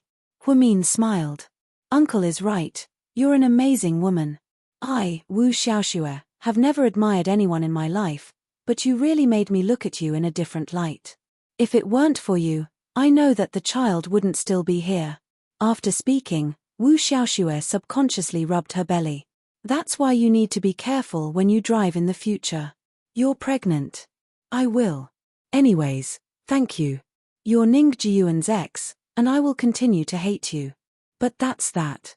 You saved me, and I'm not an ungrateful person. I owe you this time, and if I need you in the future, I will repay you." "No need, I didn't want you to repay me when I saved you. I hate how arrogant you are, as if you're the savior of the world. As long as you save the world, you don't need the world to repay you. But, I finally understand why you're so successful." Huamin didn't say anything because she suddenly didn't know what to say. "I heard that you were promoted. Work hard. I hope that one day, I can compete with you in the operating room. Everyone says that you're good, but I'm not convinced. I'll wait for the day you become a doctor, and I'll work hard too." After speaking, Wu Xiaoxue didn't wait for Huamin's and left. Looking at the tea on the table, Huamin's lunch, Wu Xiaoxue was a person's she's s, but at least she could tell right from wrong. Knowing that she was the one who saved her life, perhaps that was enough. Ants, Huas, to save TT to TS, to save TTSSS+, she was Ning Jiyuan's wife after all. No matter what happened in the past, She couldn't ignore 2 lives like a stranger. After another night's shift, 10 luxury cars arrived at Southside at dawn. They were all luxury sports cars like Ferraris, Lamborghinis, and Porsches. One of them was a limited edition Rolls-Royce Phantom. Apparently, it was Lady Sue's car. Sue was being discharged from the hospital today. Everyone knew about it. The welcoming ceremony was very grand. Sue was almost fully recovered, so he walked out of the room without anyone's help. He walked very slowly because he really wanted to see Huamin send him off and say something to him. However, after looking around, he didn't see Huamin. "Young master, Miss Hua went to a morning meeting," one of the bodyguards reminded him. "Why are you talking so much? You don't want your job anymore?" Sue scolded in annoyance. "No." The bodyguard immediately shut up. "It's about time. Everyone's waiting for you at the hotel. Let's go, you." Lady Sue smiled gently. Before Sue left, he looked back reluctantly. Huamin still didn't come. Huamin didn't come downstairs until the car was far away. "Head nurse, young Master Sue was discharged," Nan said. "That's a good thing, he's finally gone." "Ha, don't you feel a little sad?" Nan looked at Huamin in disbelief. Chapter 265. Why would I miss him? Huamin was confused by Nan's question. "But everyone says that young Master Sue is interested in you. Don't take it seriously. Sue has tons of girlfriends and superstars. He's only here to relieve his boredom. Don't make fun of him." "Fine, I think so too. Young Master Sue never lacks women. After he leaves, I don't think I'll have the chance to see him again." Nan's face was full of melancholy. Huamin smiled and didn't say anything else. Avoiding Sue was the best way for her to deal with the situation. Although Hua Xiqian wasn't a good person, he was right. But his warning was right. It was best not to have anything to do with people like Sue. Entertainment headlines of the day: Sue, the boss of Imperial Star Entertainment, was discharged from the hospital. Luxury cars lined up to welcome him. The scene was like walking the red carpet at a film festival. Apparently, Zhao Qingya, Annie Liang, Li Sisi, Jen Tong, Wen Yonghui, and other A-list celebrities were all there. It was like a harem drama. In the end, Zhao Qingya was the only one who got to sit in the same car as Sue. It was obvious that her status was slightly higher. Midnight Sue's private mansion was brightly lit and loud music was playing. Dozens of bikini-clad beauties danced by the pool. 4 or 5 men sat side by side on the chairs, admiring the night sky and the beauties. The atmosphere was very good. However, Sue didn't seem to be in the mood. He held a glass of red wine and occasionally took a sip. His other hand was scrolling through his phone. He seemed to be absent-minded. "What's wrong? You're not yourself tonight." Hua Xiqian walked over with a glass of wine. He pulled a chair and sat down across from Sue.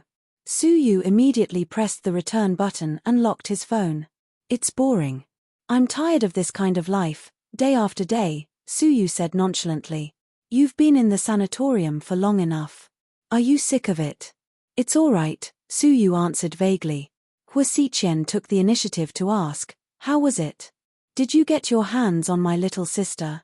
Sue was obviously depressed. He licked his lips and said, "Your sister is probably gay." "Haha, why do you say that?" Hua Xiqian laughed loudly. "She probably doesn't like men. I'm too lazy to talk to her." "Are you saying that you were rejected by Mion?" Hua Xiqian guessed. "That's because she's deliberately playing hard to get with me. Don't all women like to play tricks like this? So, you still don't know her very well." Hua Xiqian smiled again. Sue immediately rolled his eyes at him. "You speak as if you know her very well. Don't forget that she hasn't returned to the Hua family for many years. She even made a statement." Hua Xiqian's expression changed. He smiled bitterly. "Yeah, she's such a stubborn person. No one can do anything to her. But don't worry, the difficulties are only temporary. None of the women I've set my eyes on can be sold. It's only a matter of time." Sue seemed to be full of confidence. He had money, looks, and power. He had everything that women in the world wanted. Huamin didn't believe that he wouldn't be moved. Upon hearing Su Yu's words, Hua Xiqian immediately stopped smiling and advised, I advise you to give up. Why? You don't think I can handle her either? Hua Xiqian shook his head. No, Mion is not a woman you can touch. Fuck, what are you talking about? What do you mean I can't touch her? I don't believe that there's a woman in Sea City I can't touch. Su Yu was immediately infuriated. I'm not looking down on you, but Mion has someone else in her heart. She won't accept you. I know, she told me that she has a boyfriend, but so what? Even if Huamin is the mother of my child, I still want to have her. I just can't accept it. After speaking, Su Yu picked up his wine glass and downed it in one gulp. Hua Xiqian looked at him meaningfully and asked, You don't seem to know who she likes. Does it matter who it is? Su Yu sneered. Of course, when you find out who it is, you'll understand what I'm saying today. You make it sound so mysterious. Could it be you? Su Yu looked at Hua Xiqian meaningfully. Chapter 266. Of course not. Mion is my little sister. She's not your biological sister, Su Yu said. Hua Xiqian's eyes seemed to flash with something. You're thinking too much, Lord Su. I don't like Mion's type. Yeah, you've always liked 36D and above. Haha, you know me best. Then, Hua Xiqian and Su Yu chatted and stopped talking about Huamin. However, they had also discovered something about each other. Hua Xiqian realized that Su Yu was really interested in Huamin. Because when he came over, he glanced at Su Yu's phone and saw that it was a photo of Huamin. Although he quickly pressed the return button, he still saw it. Su Yu also realized that every time Huamin was mentioned, Hua Xiqian's expression was more or less uncomfortable. Although he tried his best to hide his emotions. But who was Su Yu? He wasn't a stupid wastrel with a lot of money. He was someone who had been in the military for N years. He was an elite in the special forces, and his skills and intelligence were top-notch. With his sharp intuition, he felt that Hua Xiqian's feelings for Huamin weren't that simple. That wasn't how a sister should feel. Huamin's promotion was actually very low-key. Other than the people in the hospital, she only told Qin Chu. But when she casually mentioned it, Qin Chu immediately ordered a table of hot pot at Orange Jasmine. Orange Jasmine hot pot was famous for its spicy ingredients. Because the ingredients in the hot pot were fresh and spicy, it was very popular. Also, because it was a high-end restaurant, even the beef was top-notch beef raised on a farm. So, it was said that a single hot pot meal cost tens of thousands of yuan. Qin Chu not only ordered hot pot, but also volunteered to make an appointment with Gao Ran and Zhu Lingling for her. Thus, when the four of them gathered for dinner again, the atmosphere changed again. Ayo, a new car. Looks like a new man. What does it have to do with you? Zhu Lingling glared at Gao Ran. I'm just wondering, which man is so blind to look for you? There are many blind men out there. No matter how bad I am, I'm still better than you. You're still single at this age. You deserve to be unlucky. Who are you calling a bachelor? Let me tell you, there are a lot of people chasing after me. There are baskets of policewomen in our unit alone. Do you understand? Baskets after baskets of potatoes, right? Are you sure it's a woman? Zhu Lingling refuted. Gao Ran and Zhu Lingling, this pair of sworn enemies, would fight whenever they met. It was as if they were born to be natural enemies. Huamin watched the drama unfold from the side and was extremely happy. Qin Chu, on the other hand, was calmly eating hot pot and even putting meat into his beloved wife's bowl. Hey, can you two stop being so lovey-dovey? Are you trying to kill us single dogs? Gao Ran yelled in dissatisfaction. Hey, it's not us, it's you. I'm not single, Zhu Lingling emphasized. You'll be single very soon. Phut, how dare you curse me? If I really break up this time, I'm going to. If you break up, you'll be dating Gao Ran. You two are a good match, Huamin suggested while eating hot pot. Fine. Please forgive me, don't harm me. My eyesight is very good, I'm not blind. It's okay, you'll go blind sooner or later. Huamin laughed. Qin Chu, can you control your wife? It's broad daylight, how can you curse a good cop like this? Gao Ran looked at Qin Chu for help. My wife's words make sense. Damn, you're a total wife con now. You're hopeless, you've been poisoned too deeply. That's why a poor single dog like you can't experience the feeling of being in love. Zhu Lingling laughed. You guys eat, bye. After speaking, Gao Ran pretended to get up and leave. Pay the bill when you go downstairs, Qin Chu said slowly. Damn, you're so heartless. GK's big boss is asking a little cop like me to pay the bill. How can you do that? Not all cops can drive a Jaguar, so, you're still a capable cop. Huamin laughed hysterically. You ingrate, I took the day off to celebrate your promotion, and you two treat me like this. The boat of friendship really capsizes. Gao Ran's words made Zhu Lingling and Huamin laugh uncontrollably. Stop flipping, this meal is on me. Huamin immediately raised his hand and offered to pay the bill. Hey, Mion, I saw on the news today that Su Yu was discharged from the hospital, right? Zhu Lingling suddenly gossiped. Chapter 267. Huamin nodded. Yeah, he was discharged. I saw a lot of people there. There were tons of female celebrities there. Yeah, there were a few that I didn't recognize.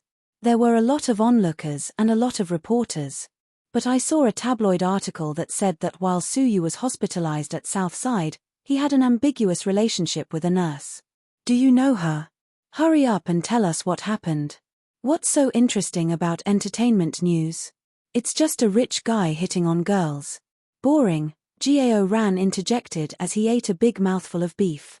You guys don't understand women's topics. Zhu Lingling immediately grabbed Huamin's hand and asked, hurry up and tell me. Huamin glanced at Qin Chu a little guiltily and replied, actually, I'm not too sure either. Su Yu always has bodyguards around him, so he doesn't easily interact with others. His privacy is very well protected. Oh, that's true. If someone like Su Yu were to create a scandal, the media wouldn't dare to report it. After Zhu Lingling finished talking to herself, she finally changed the topic. During dinner, Zhu Lingling picked up her phone and took a photo. Huamin, Qin Chu, and Gao Ran were all in the photo. Then, she sent the photo to her classmate group. The group immediately blew up. Zhu Lingling, is the photo real? Is that Huamin beside Qin Chu? Where are you guys eating? The hot pot looks pretty good. Zhu Lingling immediately rolled her eyes and scolded, these idiots, don't they know what's important? Not long after, Liu Xiying joined in and asked, is this orange jasmine? Liu Xiying was indeed an expert. She could tell that it was orange jasmine just by taking a photo of the hot pot. She had to admit that she was pretty good. Yeah, why? Do you want to come? Zhu Lingling asked provocatively. You think I don't dare? Liu Xiying replied. I'll wait for you. In less than 15 minutes, you'll be a coward. In fact, Zhu Lingling had always wanted to teach Liu Xiying a lesson. He never had the chance before, but now that he finally had the chance, how could he let it go? Huamin and Qin Chu had left the group, so they didn't know what they were talking about. About 10 minutes later, Liu Xiying pushed open the door and walked in. Huamin was dumbfounded. Not bad. You're on time, Zhu Lingling looked at Liu Xiying and said. Liu Xiying didn't say anything. She first glanced at Qin Chu, then walked over and found an empty seat to sit down. This is. Gao Ran looked at the woman who suddenly appeared in front of him in confusion. Huamin didn't say anything either. He was a little confused. Qin Chu, on the other hand, was expressionless. She's one of our high school classmates. I asked her to come. I didn't think she would actually come, Zhu Lingling explained. Qin Chu, have you been busy lately? Liu Xiying looked around, and her gaze finally stopped on Qin Chu's handsome face. Qin Chu didn't seem like he was going to answer. He picked up a shrimp with his chopsticks and carefully placed it in Huamin's bowl. Zhu Lingling smiled proudly. Today, we're here to celebrate Huamin's promotion. Oh yeah, you got promoted. Congratulations. Liu Xiying glanced at Huamin and said unhappily. Thank you. Qin Chu, my dad said that our companies have been working together, and Uncle Qin personally suggested it. It must be a good project. My dad said that you're amazing, and that GK is doing even better than before. Liu Xiying looked at Qin Chu with admiration. Qin Chu picked up a napkin and elegantly wiped the corner of his mouth. Then, he replied, I haven't heard of any collaboration with your father's company. If it was my dad's decision, then it's his personal decision. The board of directors would never approve it. Liu Xiying's expression turned ugly upon hearing this. Qin Chu still didn't give her any face. Chu, what's going on? Is she your fan? Gao Ran asked recklessly, as if he had figured out something. Qin Chu immediately shot him a murderous look. I do like Qin Chu. In fact, I've liked him for many years, Liu Xiying suddenly said straightforwardly. Chapter 268. Huamin looked at her in surprise, unsure of what she was trying to do. Gao Ran was also confused. You have to pick the right time to confess, and you obviously picked the wrong time. Plus, you already know that Qin Chu likes Huamin, yet you still want to get involved. You must be crazy, Zhu Lingling mocked. There's nothing wrong with loving someone, why can't I say it? Huamin felt a little awkward, so she glanced at Qin Chu. Are you full? Qin Chu asked gently. Huamin nodded. Qin Chu picked up a tissue and gently wiped Huamin's mouth in front of everyone. Then, he held her hand and said, let's go. Qin Chu pulled Huamin away, obviously not welcoming the uninvited guest, Liu Xiying. Zhu Lingling looked at Liu Xiying triumphantly. I'm sorry, I didn't even treat you to a bite. It's almost time, come earlier next time. Liu Xiying was so angry that her face turned pale. Gao Ran looked at Liu Xiying sympathetically, and then followed her downstairs. After they got home, Huamin sent Zhu Lingling a WeChat message to ask about the situation. Then, she felt sorry for Liu Xiying, as if she was played by them. Lingling, don't do that again. So what? Liu Xiying, that scheming bitch, used to talk about how close she was to Qin Chu in the group chat. The truth is, Qin Chu doesn't even care about her, it's just her own wishful thinking. Wishful thinking is her own business, but she's right, there's nothing wrong with liking someone. We don't have the right to laugh at her, nor do we have the power. Huamin felt a little uncomfortable about teasing Liu Xiying tonight, but she knew that Lingling was just helping her out. Got it, big sis. Be good, I'll treat you to good food another day. Go to bed early. After sending a WeChat message to Lingling, Huamin saw Qin Chu watching TV on the sofa. There was no expression on his face.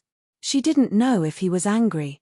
Lingling was indeed too much, therefore, she walked over with small steps and sat down beside Qin Chu. Do you want some fruit? No. Do you want some water? No. Do you want supper? Mion, we just ate. Qin Chu looked at Huamin helplessly. You're not angry, are you? What are you angry about? Just now. Lingling called Liu. What does that have to do with me? Qin Chu said casually. Then, what do you think about Liu Xiying's confession? Huamin asked tentatively. Actually, this was what she really wanted to ask. Someone confessed to her husband right in front of her. Needless to say, she didn't feel good about it. What do you want me to think? Qin Chu smiled and looked at Huamin. How would I know what you think? Oh, Liu Xiying is a good person. She's pretty. Is she? Why do I think she's just average looking? Huamin wasn't convinced. I think she's pretty. Really? Compared to me? As expected, when Huamin was childish, his IQ instantly dropped to 0. Qin Chu held back his laughter and replied, compared to you? About the same. We both have our own merits. Really? If that's the case, you should get married to her. It's unfair for you to be with me. After speaking, Huamin angrily turned around and was about to leave. However, Qin Chu hugged her tightly from behind. Let go of me. You're angry already? Qin Chu looked at Huamin, whose face was red with anger, in amusement. I'm not angry, I'm very generous. I'll let you guys be together. Really? Qin Chu asked on purpose. Of course, let go of me. Hurry up and go hug Liu Xiying. Huamin desperately struggled to break free. In the end, she couldn't break free from Qin Chu's embrace. He just hugged her and whispered into her ear, Mion, you look very cute when you're jealous. Cute my ass. Chin Chu chuckled. You're still laughing? I'm so angry. Chin Chu lowered his head and bit Huamin's ear. He didn't use much strength, but it was very teasing. Chin. What? Chin Chu deliberately threatened. Honey, don't be like this, it's really itchy. Huamin was extremely nervous. However, Chin Chu didn't have any intention of letting her go. This was the first time she saw Huamin jealous, and it was because of a woman who had nothing to do with him. She knew that Chin Chu would never fall for Liu Xiying, but when she heard him say that Liu Xiying was pretty, she couldn't stay calm. Therefore, no matter how smart a woman was, when she met a man she cared about, all her intelligence and wisdom would turn to zero. She would only be left with silly cuteness. Huamin felt his heavy breaths coming from behind her ear, making her unbearably hot. Chapter 269. Huamin was a rather conservative person. She only had a comprehensive understanding of the relationship between men and women from books. As a medical professional, she could only objectively analyze from a physiological point of view. However, she lacked clinical experience. Other than that one drunken impulse 7 years ago, she had no other experience. Therefore, when Chin Chu teased her, Huamin's entire body tensed up. She was very nervous. Chin Chu hugged Huamin from behind with both hands and moved up and down restlessly. His cool lips blew warm breaths on her neck, and then he gently kissed her. He was very slow and very patient. However, Huamin felt that it was very dangerous. Huamin finally couldn't hold it in anymore. She turned around and was about to say, "Honey." Her lips were bitten by Chin Chu, and then it was an extremely lingering French kiss. He kissed Huamin until she was dizzy and her entire mind was in a daze. Although she kept warning herself not to fall into his hands, however, her body's instincts told her that she couldn't resist at all. She was already at the edge, under the bright lights. He looked at Huamin's face that was flushed red from shyness, her eyes that were tightly shut due to nervousness, and her slightly curled eyelashes. Chin Chu's eyes were filled with gentleness. He had always been a cold person, but he was extremely gentle towards Huamin. He had always been a proud person, but he was a warm man towards Huamin. He had always been a fickle person, but he was completely infatuated with Huamin. He had always been a man of few words, but he was only talkative towards Huamin. Huamin just kept her eyes tightly shut. Then, she felt a pair of warm hands gently caressing her collarbone, and all the way down. She was so nervous that her cheeks were about to bleed. However, even so, she still didn't have the courage to push Chin Chu away. This was because the man in front of her was the only man she loved deeply in her entire life. Suddenly, there was no movement. Chin Chu didn't make any further moves. The air became abnormally quiet. Huamin curiously opened her eyes. She saw that Chin Chu was looking at her, not moving at all. "You." She opened her mouth, but she didn't know what to say. "What are you waiting for with your eyes closed?" Chin Chu's lips curled upwards, and he chuckled.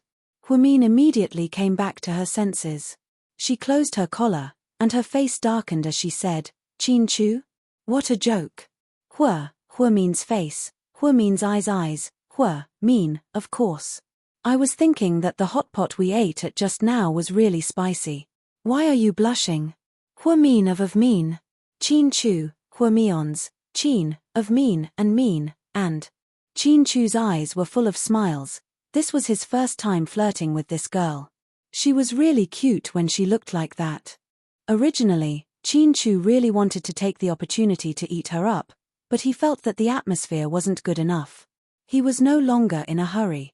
He had already seen that Huamin cared about him.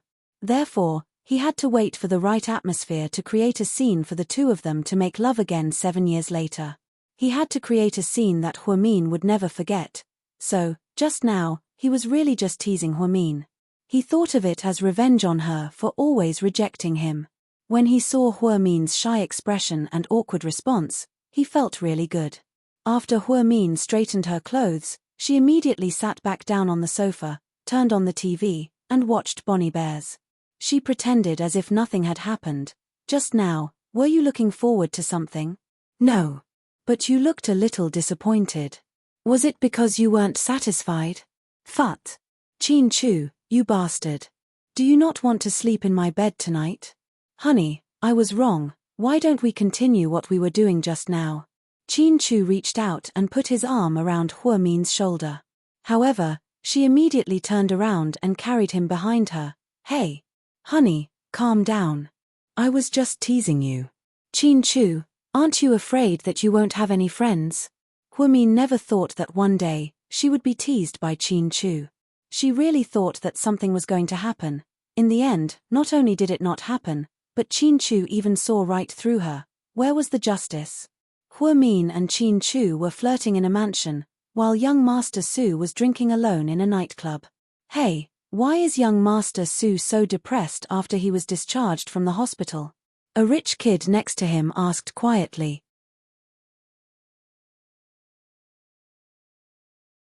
Chapter 270. Yeah, did you notice it too? Yeah, it's too obvious. We used to get high when we were drinking, but recently, young Master Su seems to have a lot on his mind. Yeah, we noticed it too, but no one dared to ask. Yeah, let's not get scolded. Our ancestor is in a bad mood, so we should all be careful. The young masters whispered to each other. Su Yu was dressed in a white casual outfit, and he was very eye-catching in the nightclub. He leaned against the sofa with a glass of red wine in his hand. He rested his head on the back of the sofa and stared at the ceiling, deep in thought. The socialites and models didn't dare to approach him. They could tell that he was in a bad mood, so it was best not to provoke him. Hua Yangyang rarely had the chance to come, but she and Su Yu weren't in the same circle. She was able to squeeze in because she had spent a lot of money to buy a limited edition Hermes bag for a female model in the circle. That was why the model agreed to bring her here. Xiao Yu, young Master Su seems to be in a bad mood today, Hua Yangyang whispered to the model who brought her here. Yeah, everyone says that young Master Su hasn't been himself lately, so no one dares to hit on him. I heard that even Zhao Qingya hasn't dared to come to him these days. Really? I see. Hua Yangyang obviously knew about Zhao Qingya and Su Yu, but she didn't care. What? Don't tell me you want to hit on young Master Su. I advise you not to. Why not? Young Master Su is so outstanding, isn't it normal for me to like him? Hua Yangyang smiled. Xiao Yu shook her head. Young Master Su has a bad temper, and women like us can't handle him. I advise you to change your target. Young Master Tang isn't bad either, he's rich and gentle, why don't you give it a try? Are you talking about Tang Chuan? I don't like guys like him, he's wearing eyeliner and pretending to be Korean. I can't stand it. Hua Yangyang looked at a young man not far away in disdain. Anyways, I've already said what I wanted to say, you're on your own. Xiao Yu and Hua Yangyang weren't actually close, but Hua Yangyang introduced her to her friend. Since Hua Yangyang gave her a bag, Xiao Yu recommended her to come here. Hua Xiqian and Su Yu were nice, but Hua Yangyang had no intention of begging Hua Xiqian. The Hua family's internal strife. Hua Xiaoyu know what? Xiao Yu and Xiao Yu do what? She had persuaded Hua Yangyang. As for what to do, it was her own business. Xiao Yu know, Xiao Yu UCC. Hua Yangyang gritted her teeth, got up, and walked over to Su Yu with a glass of wine in her hand. She purposely chose a new dress from Gucci. It was a navy blue dress with a blue hemline and a blue and red ribbon at the collar. It was elegant and beautiful, definitely not Hua Yanyan's style. However, she heard that young Master Su liked fresh clothes, so she decided to dress up as a Korean girl. Who knew, maybe Su Yu would take a fancy to her? Hello, young Master Su. I'm Hua Yangyang. It's our first time meeting, nice to meet you. Hua Yangyang smiled sweetly. Her long hair fell to her waist, and she had a good figure. She thought that even if she didn't make Su Yu fall for her, she would still leave a good impression on him. Su Yu slowly opened his eyes and lazily glanced at the woman in front of him. Hua, what? In his days, he only heard the woman say that her last name was Hua, but he didn't care what her last name was. He was more interested in the fact that she said her last name was Hua. He seemed to be more sensitive to this last name.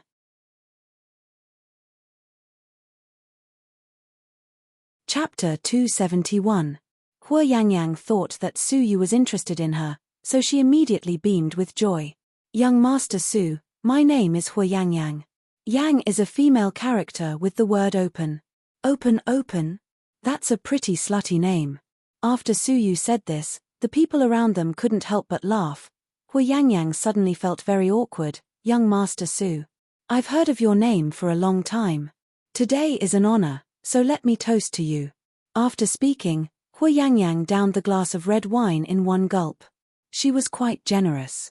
Unfortunately, Su Yu didn't buy it. He put down the wine glass in his hand on the coffee table, with no intention of drinking at all. Hu Yanyan's expression turned slightly ugly. She didn't think that Su Yu would be so heartless. However, Hu Yangyang gritted her teeth and still hoped that she could make a breakthrough. Therefore, she picked up the glass of wine on Su Yu's table and said, Young Master Su doesn't seem to be in a good mood today, so of course is not in the mood to drink. I think I can hold my liquor well, so I can finish it for you. After speaking, Hu Yangyang picked up Su Yu's glass and volunteered to finish it for him. At this moment, Jewel's expression completely changed. Hu Yangyang, this woman really doesn't know how to get herself into trouble. Su Yu was famous for being a clean freak, and the entire industry knew about it. Hu Yangyang definitely knew, but she still did it. There was only one possibility, and that was that she did the opposite to attract Su Yu's interest. It was just like how Zhao Qingya stopped Su Yu's sports car in the middle of the night and almost lost her life because of the tires. As expected, when he saw Hu Yangyang finish his glass, Su Yu reached out and picked up the empty glass. He slowly stood up, everyone looked over and held their breaths. Hu Yangyang thought that Su Yu was finally going to say something to her. With a cracking sound, the glass was smashed to pieces, scaring the others. Young Master Su. Everyone stood up. It's so dirty. Su Yu looked at the glass, not sure if he was talking about Hu Yangyang or the glass. Young Master Su, I'm sorry, I didn't know. Hu Yangyang pretended to be innocent. Before she could finish speaking, Su Yu looked at her, and said, in the entire Hu family, you have the worst genes. After speaking, Su Yu walked away, and the group of young masters behind him also stood up. Hu Yangyang was left standing there in a daze. After leaving the nightclub, Su Yu got into his black Lamborghini Sixth Element. Then he sped away. As he sped through the night, his mood became even worse. Hu Yangyang was so stupid, but she was allowed to live in the Hu family. Hu Min was such a good person, but she had to lead a wandering life. Was that fucking old man Hu blind? As he thought about this, his mood became worse and worse.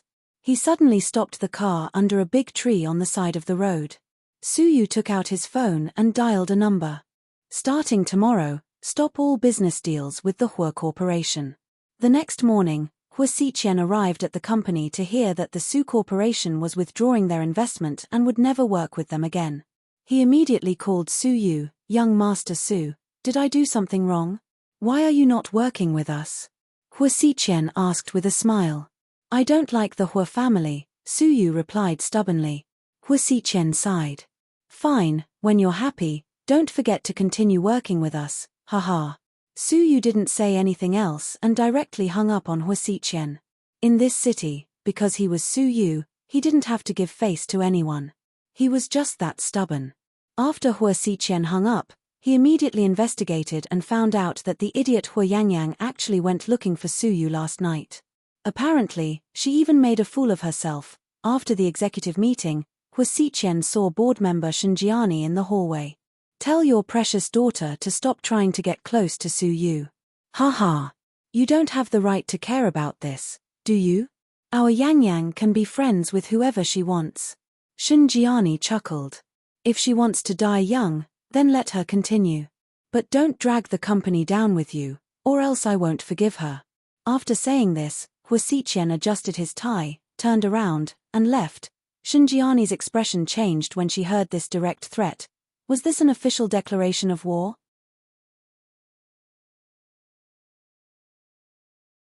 Chapter 272.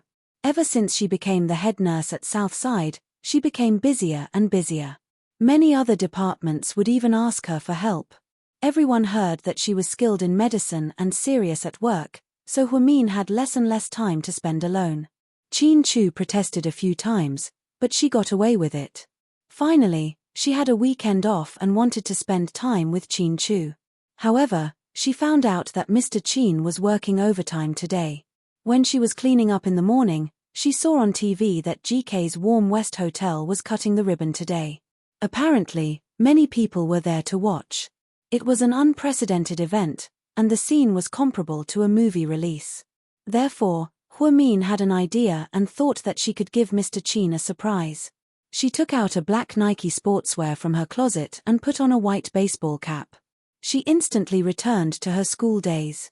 Then, she took out a white mask, put on some makeup, and went to the ribbon-cutting ceremony. She squeezed into the crowd and wanted to take a few pictures of Qin Chu with her phone, but she found that it was not that easy. There were too many people around her, and many girls were screaming and calling Mr. Qin hubby. She was speechless. After the final cut, Huamin saw Qin Chu enter the hotel lobby behind him, so she quietly followed him in. When Qin Chu was about to enter the lounge with his assistant, Huamin pushed the people in front of her aside. She suddenly rushed over and grabbed Qin Chu's hand. "President Qin, can we take a picture together?" Qin Chu was slightly surprised when he heard her voice. At this moment, 4 or 5 bodyguards in black came out of nowhere and immediately grabbed Huamin. Then, they dragged her out, as if they were going to throw her out. Her hands were tied, and she couldn't take off her mask. She was going crazy. At this critical moment, Qin Chu suddenly yelled, "Let her go, President Qin, she might be a crazy fan." "She's very dangerous," Assistant Yang reminded him. "Let her go, let her in." After saying that, Qin Chu pushed the door open and walked into the lounge. Huamin was stunned. Why would Qin Chu suddenly do this? Did he recognize her? Impossible. She was already wrapped up like Xiong. This didn't make sense. "Let her go. Hurry up. Didn't you hear me?" Assistant Yang shouted. The bodyguards released Huamin, and under everyone's gaze, she walked towards Qin Chu's lounge. The journey was extremely difficult. In order to avoid being recognized, she deliberately pulled down the brim of her hat and raised her mask. When she opened the door and entered, before she could even get a clear look at the situation, she was picked up by the waist. She had screamed out loud, "Ah! Let me go! You're so naughty. How should I punish you?" Qin Chu lowered his head and tore off her mask with his mouth. Below was Huamin's extremely delicate and pretty face. Hearing the scream outside, the bodyguards couldn't stay calm anymore. Their faces were full of expressions. Assistant Yang was also speechless. Was the president's taste this weird? How could he molest a female fan in the lounge? Moreover, he didn't even know her and she was wearing a mask. Wasn't this a bit too exciting? "Honey, can you put me down first?" Huamin was embarrassed by his hug and immediately said with a red face, "Did you know that you were almost thrown out by my bodyguards?" "I know. Then why did you do it?" Huamin was so self-righteous even when she made a mistake. He was speechless. "I wanted to give you a surprise. Do you think it's easy for me?"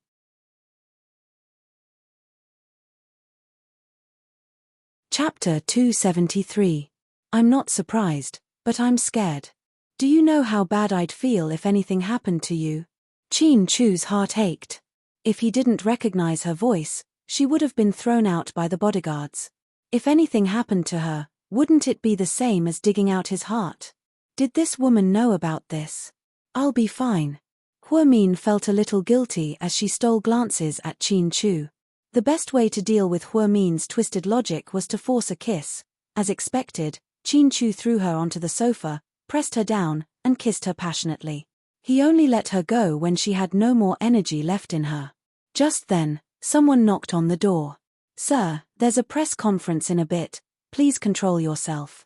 "Control?" Qin Chu's face darkened. Assistant Yang was itching for a beating. Qin Chu opened the door unhappily and looked at Assistant Yang. "Postpone it for an hour." "Sir. Say one more word and you'll pack up and go home." Then, he slammed the door shut. Assistant Yang felt wronged and forced back the words he wanted to ask. "Mr. Qin, don't you think you're being a little too willful?" Huamin asked, sweating.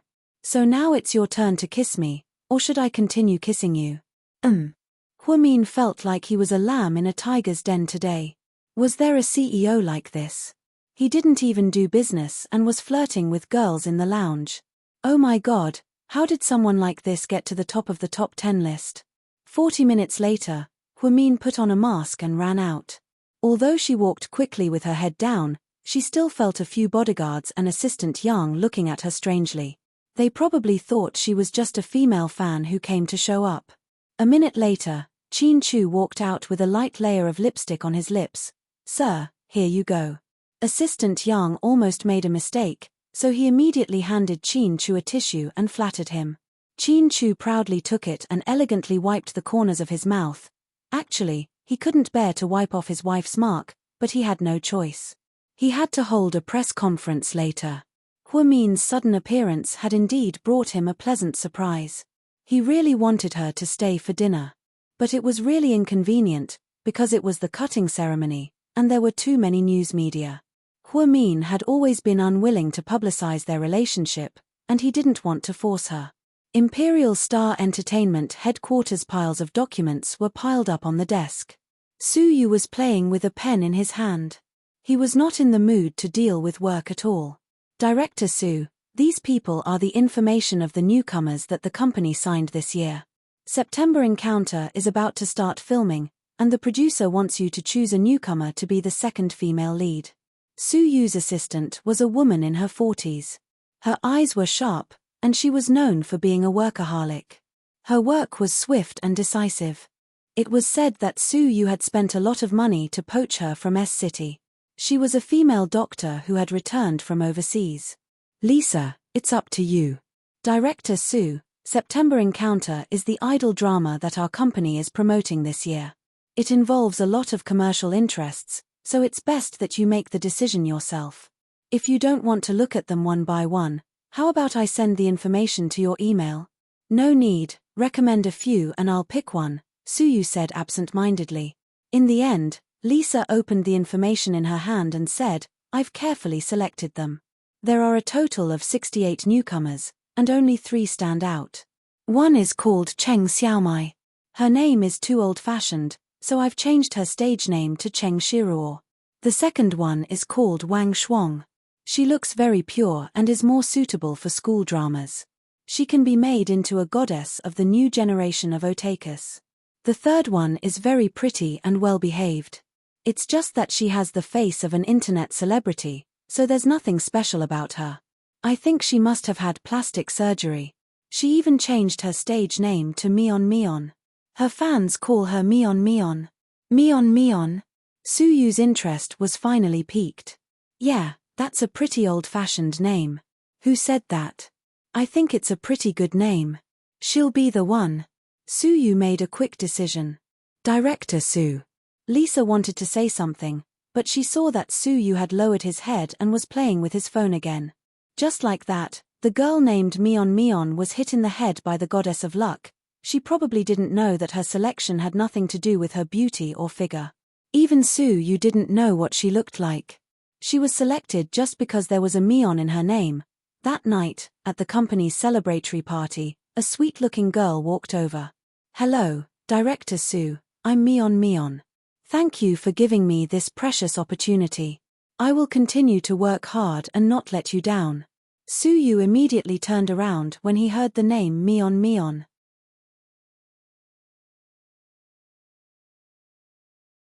Chapter 274. After getting a good look at the woman's face, Su Yu's eyes were filled with disappointment. It was undeniable that this was an exquisite and beautiful face. She was still young, but it wasn't a face that could move his heart. The girl probably had too much plastic surgery, so her smile was a little stiff. Up close, it affected her beauty. "President Su, I'd like to propose a toast to you. Thank you for giving me this opportunity." Su Yu's expression turned cold. "No need." Then, he turned around and ignored the girl named Mion Mion. He didn't say a single word to her the entire night. Mion Mion felt wronged. She took the opportunity to go to the bathroom and secretly asked Lisa, "Sister Lisa, didn't President Su personally pick me to be the second female lead? Why does it seem like he doesn't like me?" Mion Mion thought that Su Yu liked her because of her beauty and wanted to take her away that night. She was willing to sleep with him. She knew that if she could sleep with Su Yu, she would have a meteoric rise in her life. All of the women that Su Yu had slept with in the past had all become successful. I'm not sure either. Lisa didn't know why Suyu chose Mion either. She thought that President Su would choose the youthful and beautiful Wang Shuang. At least that girl didn't have plastic surgery. However, she didn't think that President Su would have such vulgar tastes. How could she have known that this girl was riding on someone's coattails just because her name was Mion? When it was time to leave that night, Mion didn't give up and went up to help Suyu up. President Su, let me help you. Her voice was soft and soft. Go away, don't touch me. He flung Mion away, almost causing her to fall to the ground. Suyu's temper was well known in the industry. He never treated women gently and was often very rude to them. Of course, he didn't beat them up violently, but he was very rude to them. Only one person was an exception. It seems like President Su doesn't plan on sleeping with you. Don't think too much about it. Go back and focus on filming, Lisa reminded Mion after she understood what was going on. Yes, Sister Lisa. Mion left in a strapless evening gown with tears in her eyes. Suyu got into the black Lamborghini with a cold expression. President Su, should I call the chauffeur to send you home? Lisa asked with concern. No need. With that, he stepped on the accelerator and sped away. Inside the private villa. Still not sleepy, he took a bottle of Lafite from the wine cabinet and poured himself a drink. The phone was placed on the coffee table. At a glance, he could see that on the silver-grey 6S screen was a girl wearing black-rimmed glasses and a white coat. Her eyes were a little silly and cute, and her appearance was delicate and pretty. After drinking a glass of wine, Suyu became even more depressed. He stretched out his finger and stroked the photo on the phone screen. He laughed self-deprecatingly. What the hell? I actually wanted to see you so much. He didn't have Huomin's WeChat, but he had her phone number. However, he didn't want to call her because he knew that Huomin had a boyfriend. If he called her at this hour, it would probably cause a couple to fight. Although Suyu really wanted to compete, he wanted to do it openly. He didn't want to do something so despicable to ruin things. The more he thought about it, the more annoyed he became. Thus, he decided to call his good buddy, Wei Liao. Wei Liao was still half asleep. He looked at the time on his phone and cursed, Lord Su, what time is it? Why aren't you sleeping? I can't sleep. If you can't sleep, then go find a girl and have sex, Wei Liao said without hesitation. Fuck you, I'll give you 10 minutes to come to my place. I'm not interested in men. Wei Liao laughed. Don't worry, with your pretty face, you're not my type. Wei Liao hung up the phone and drove to Suyu's villa in less than 8 minutes. As expected, other than drinking with him, Suyu wouldn't do anything else. Are you in a bad mood? Wei Liao put one hand in his pocket and smiled evilly. Yeah. You've been like this lately. Which girl is so powerful that she can make you lose your mind? I really want to meet her. Wei Liao could roughly guess what was going on with Suyu. After all, Suyu had never lacked money, and he hadn't heard of anything happening to the Su family recently. The only thing that was troubling him was that he had his eyes on a girl, but he couldn't get her because Suyu had complained about him in the WeChat group. Sigh. At the mention of this, Suyu became even more depressed. He sighed and drank another glass. Wei Liao smiled and walked over. He picked up Suyu's empty glass and looked at it. Lord Su, this isn't like you.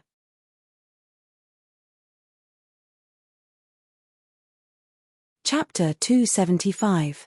What's my style? Suyu raised his head. Swift and decisive. If you like someone, just do it. As far as I know, I've known you for more than 20 years and you've never chased a girl for more than an hour. Because in front of your status, those girls can't even be reserved. Wei Liao was right. Back then, there was a small celebrity who wanted to play hard to get. Suyu liked her, but she wanted to reject him. In the end, Suyu slept with that female celebrity's junior that night. The next day, that female celebrity became the female lead of a blockbuster and turned her life around.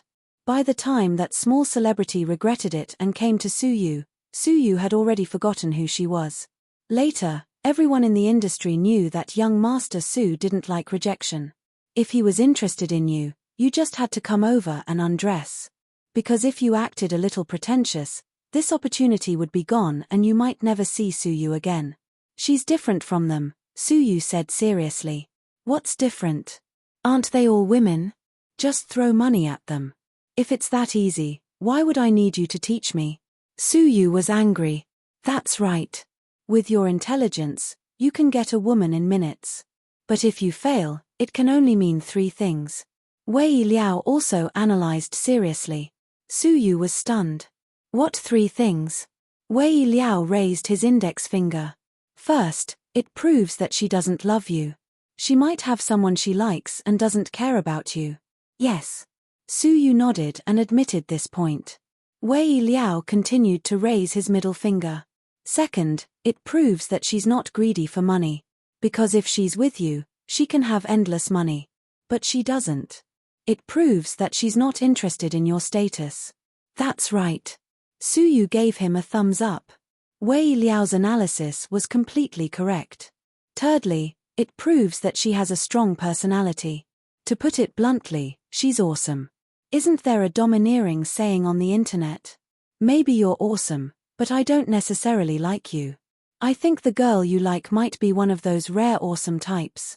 Suyu stood up and patted Wei Liao's shoulder. I think you are awesome too, Zhuge Liang. Looks like I'm right. Wei Liao smiled confidently. It's perfect, that's all. So, tell me, what should I do to get her? Rape. Get lost. Seeing Wei Liao's nonsense, Suyu lost his patience. Really, I'm not teasing you. Young master's idea is to fuck her if you like her. Even if it's rape, it doesn't matter if you go to jail. If you're afraid of going to jail, then you don't have the right to say that you love her. If you go to jail, then wait until you're released. After you're released, continue to rape her. Are you a clown sent by monkeys? Suyu's face was completely black. He originally wanted to ask this guy for advice, but what kind of ideas did he come up with? It was simply a scam. On the other side, after the press conference, Qin Chu immediately rushed home. After having dinner with Huamin, the 2 of them were very free. Huamin suggested that they go watch a movie. He said that there was a big Hollywood movie called Fantasy Forest, and the 3D scenes were very shocking. Qin Chu doted on his wife, so naturally, he would listen to whatever she said. In the end, the 2 of them drove to a nearby Wanda Plaza. Perhaps because it was the weekend, there were a lot of people. Qin Chu went to buy the tickets, popcorn, and Coke. This made Huamin very happy. She didn't think that Qin Chu would be so considerate. She didn't know that Qin Chu bought the tickets because he had watched a movie with Yang and his wife last time. However, when Huamin received the tickets, she was a little dumbfounded. Reserved the whole place? Yeah, VIP room, just the 2 of us. Qin Chu nodded. But won't it be scary? Huamin was afraid that fewer people would watch a movie and she would feel insecure. It's okay, I'm here. It's because you're here that I'm scared. I don't know what you'll do to me, Huamin said in all seriousness. Qin Chu, ha ha ha, I was just kidding, did you really think I was serious? Huamin couldn't help but laugh when she saw Qin Chu's dumbfounded expression. As the 2 of them chatted and laughed, a familiar voice suddenly shouted, "Sis." Huamin turned around, and her expression changed drastically.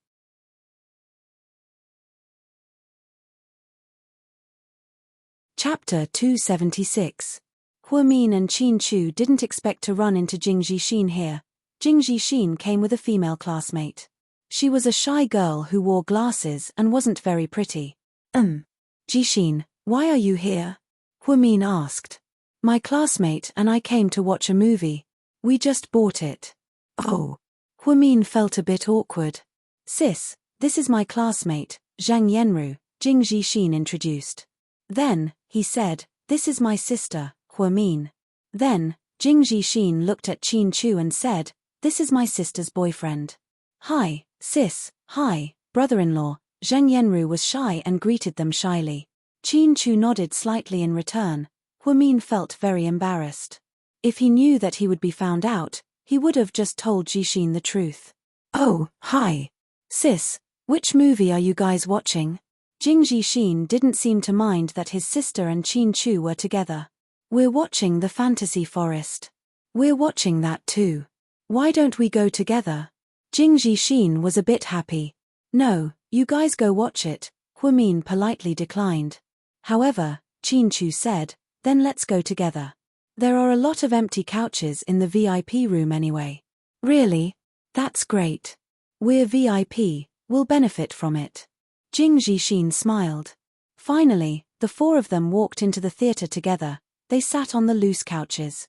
The girl was very reserved and would secretly tug on Jing Jixin's sleeve from time to time, whispering something to him. Qin Chu, on the other hand, kept his arm around Huamin's waist. Although he really wanted to do something more intimate, his brother-in-law was right in front of him, so he couldn't do it. After awkwardly watching the movie, the four of them walked out together. Sis, are you hungry? Do you want to eat something? No. Huamin immediately refused. The atmosphere was really awkward. She was with Qin Chu behind Jixin's back, and Jixin was also in a relationship behind her back. Oh my god. It's getting late. Let's go back first. We can go together another day if we have the chance. Qin Chu was more polite. Okay, brother Qin Chu, we'll leave first. Be careful. Jing Jixin happily said goodbye to Qin Chu and Huamin. Before he left, he didn't forget to remind his sister, be nice to Qin Chu, don't be too mean. Mind your own business, you little brat. Huamin knocked Jixin on the head. Actually, Jixin had a reason for saying this.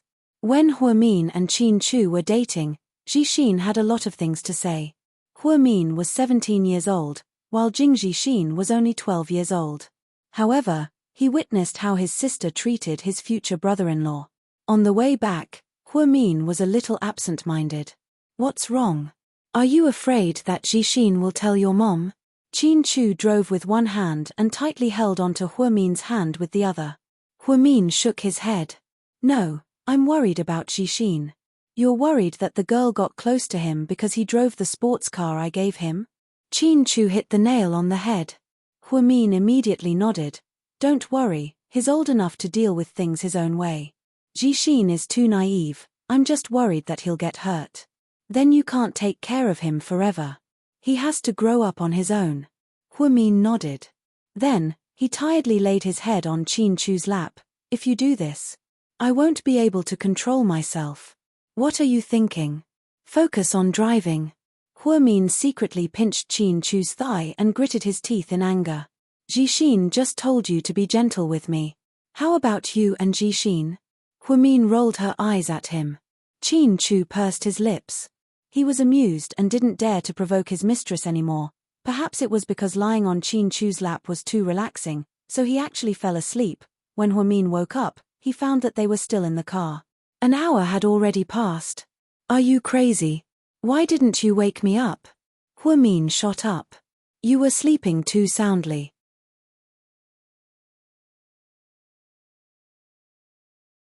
Chapter 277. But you can't just let me sleep on your lap. Huamin didn't know whether to laugh or cry. Qin Chu's love for her had spoiled her to the point that she was out of control. The two of them stayed in the Maybach for an hour. Wanda Plaza was less than 10 minutes away from Imperial Park. Just like that, Huamian fell asleep on Qin Chu's lap for an hour. During this hour, Qin Chu sat there quietly. What a quiet and handsome man, it doesn't matter, as long as you slept well. Honey, you're so good to me, I'll be proud. You have the right to be proud. Hey, let's go upstairs.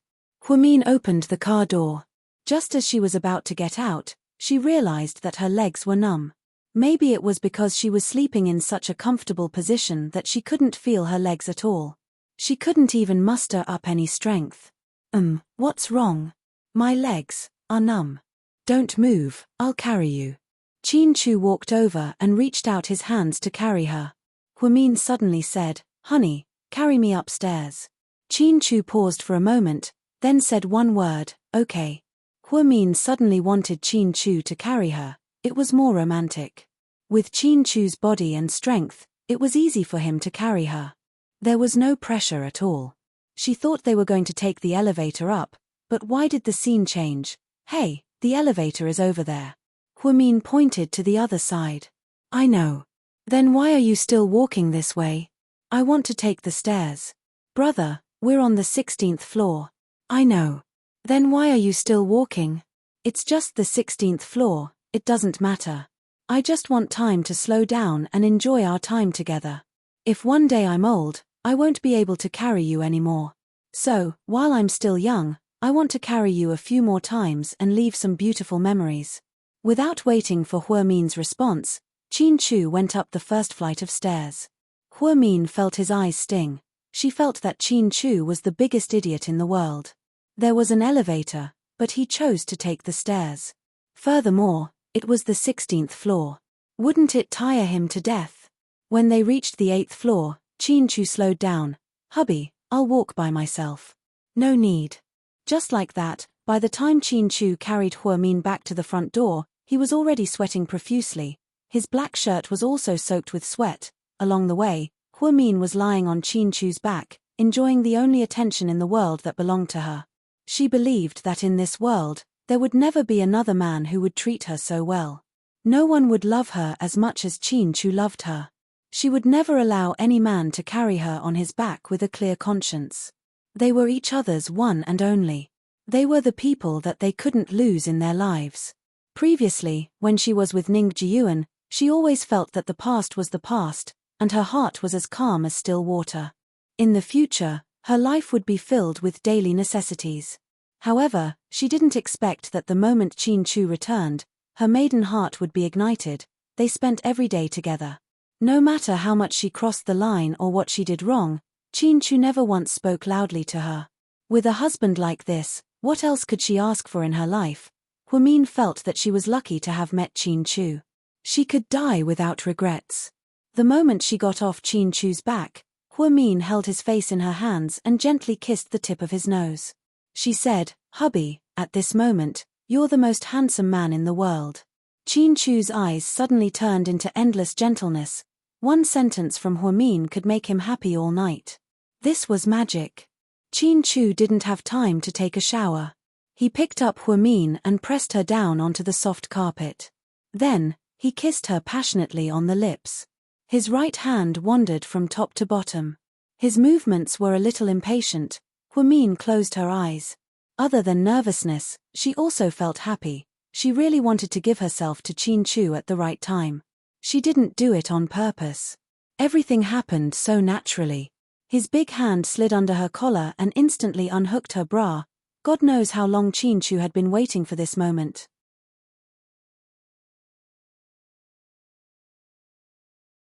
Chapter 278. Just then, Huomin's phone began to ring. Qin Chu stopped what he was doing. Someone's calling, Huomin said awkwardly. Qin Chu sighed slightly. Then, he got up and handed Huomin his phone from the coffee table. It was Jing Jixin. Jixin? Sis, are you home yet? Yeah, what's up? Nothing, I just wanted to tell you not to worry. I won't tell Mom about this. Even if you didn't tell me, I already guessed it. After you broke up with Jiyuan, he called me twice. I also felt that it might have something to do with Qin Chu. Plus, brother Qin Chu gave me a car last time, so I was even more convinced. I'm sorry, Jixin, I didn't mean to hide it from you. I know, sis, it's okay. I'm not blaming you, I just don't want you to feel burdened. I'm different from Mom, I support you in pursuing your own happiness. As your biological brother, I will always support your decisions unconditionally, as long as you're happy. Thank you, Jixin. There's no need to thank me, I should be the one thanking you. Thank you for taking care of this family and taking care of me and Mom all these years. Jixin, that female classmate of yours, she's not my girlfriend, sis. She does have feelings for me, but I won't like her. She only approached me after I got a sports car. I know what she wants. It's good that you're rational. Plus, you're still young, and it's not easy for you to fall in love. You'll also have to worry about finding a job in the future. Things aren't that simple. I understand, sis. That's good, go to bed early. Yeah, thank Qin Chu for me. It's really great. After saying this, Jing Jixin hung up. Huomin looked at Qin Chu, embarrassed. Jixin told me to thank you for the car. So this is how he pays me back. He called me at such a critical time. He must have found the time, right?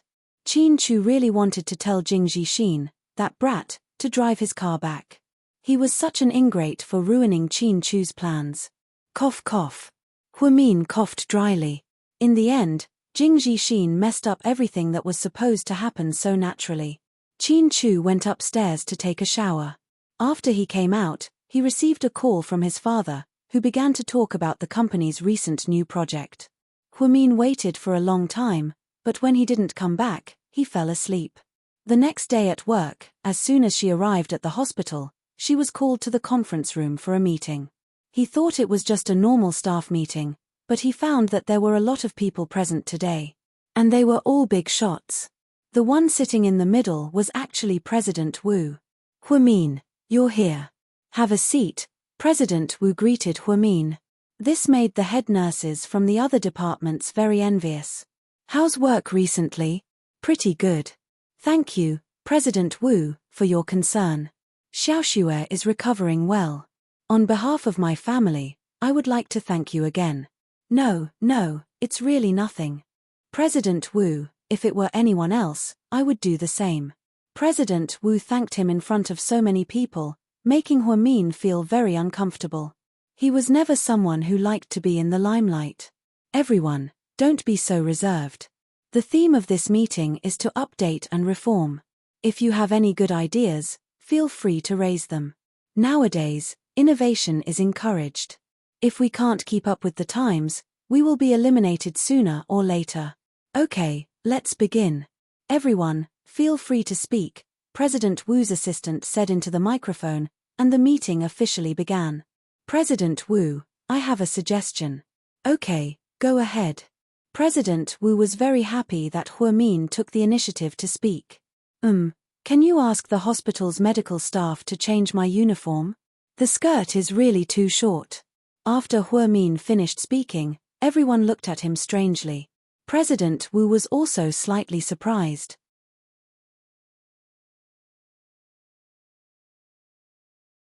Chapter 279. Huamin's suggestion is not bad.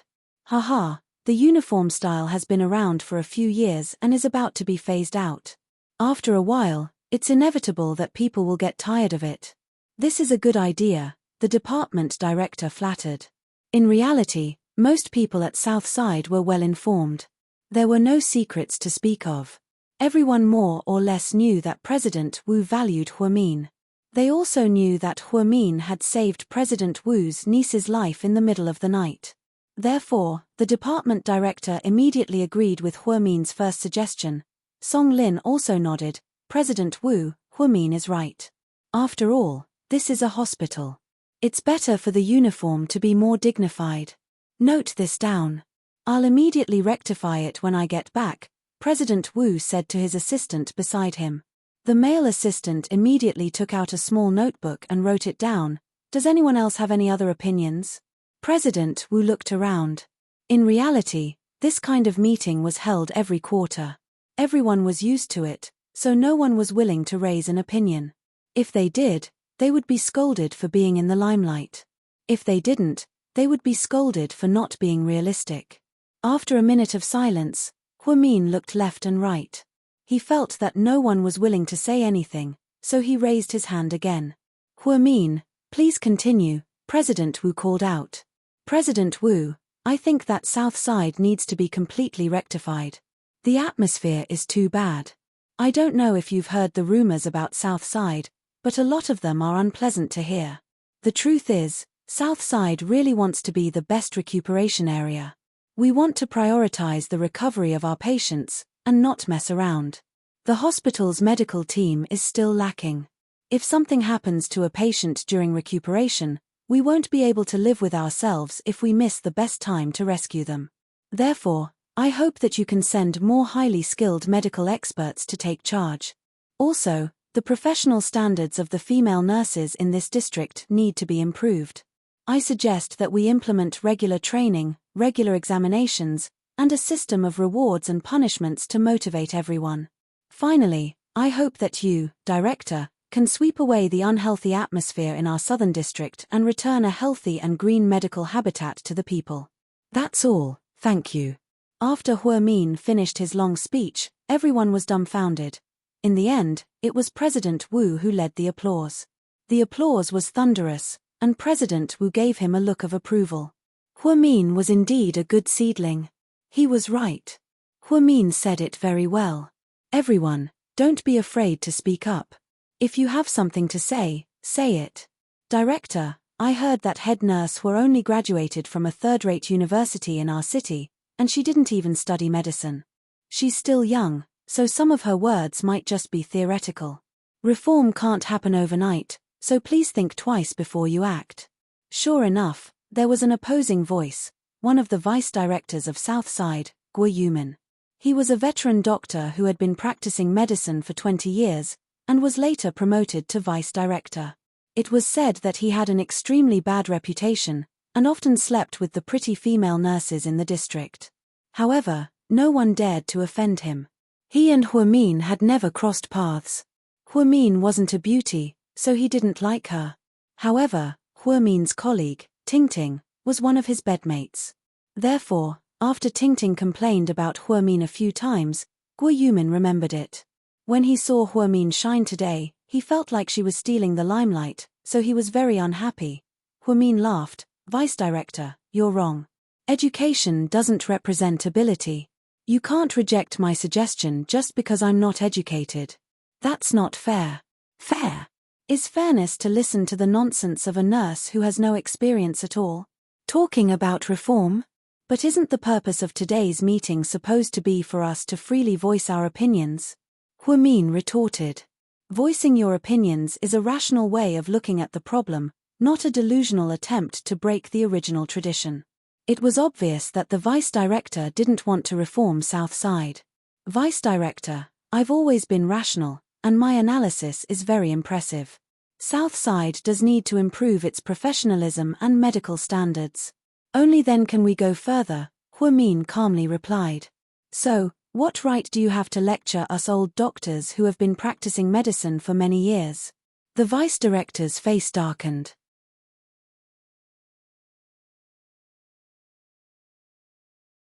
Chapter 280. Song Lin couldn't stand it anymore.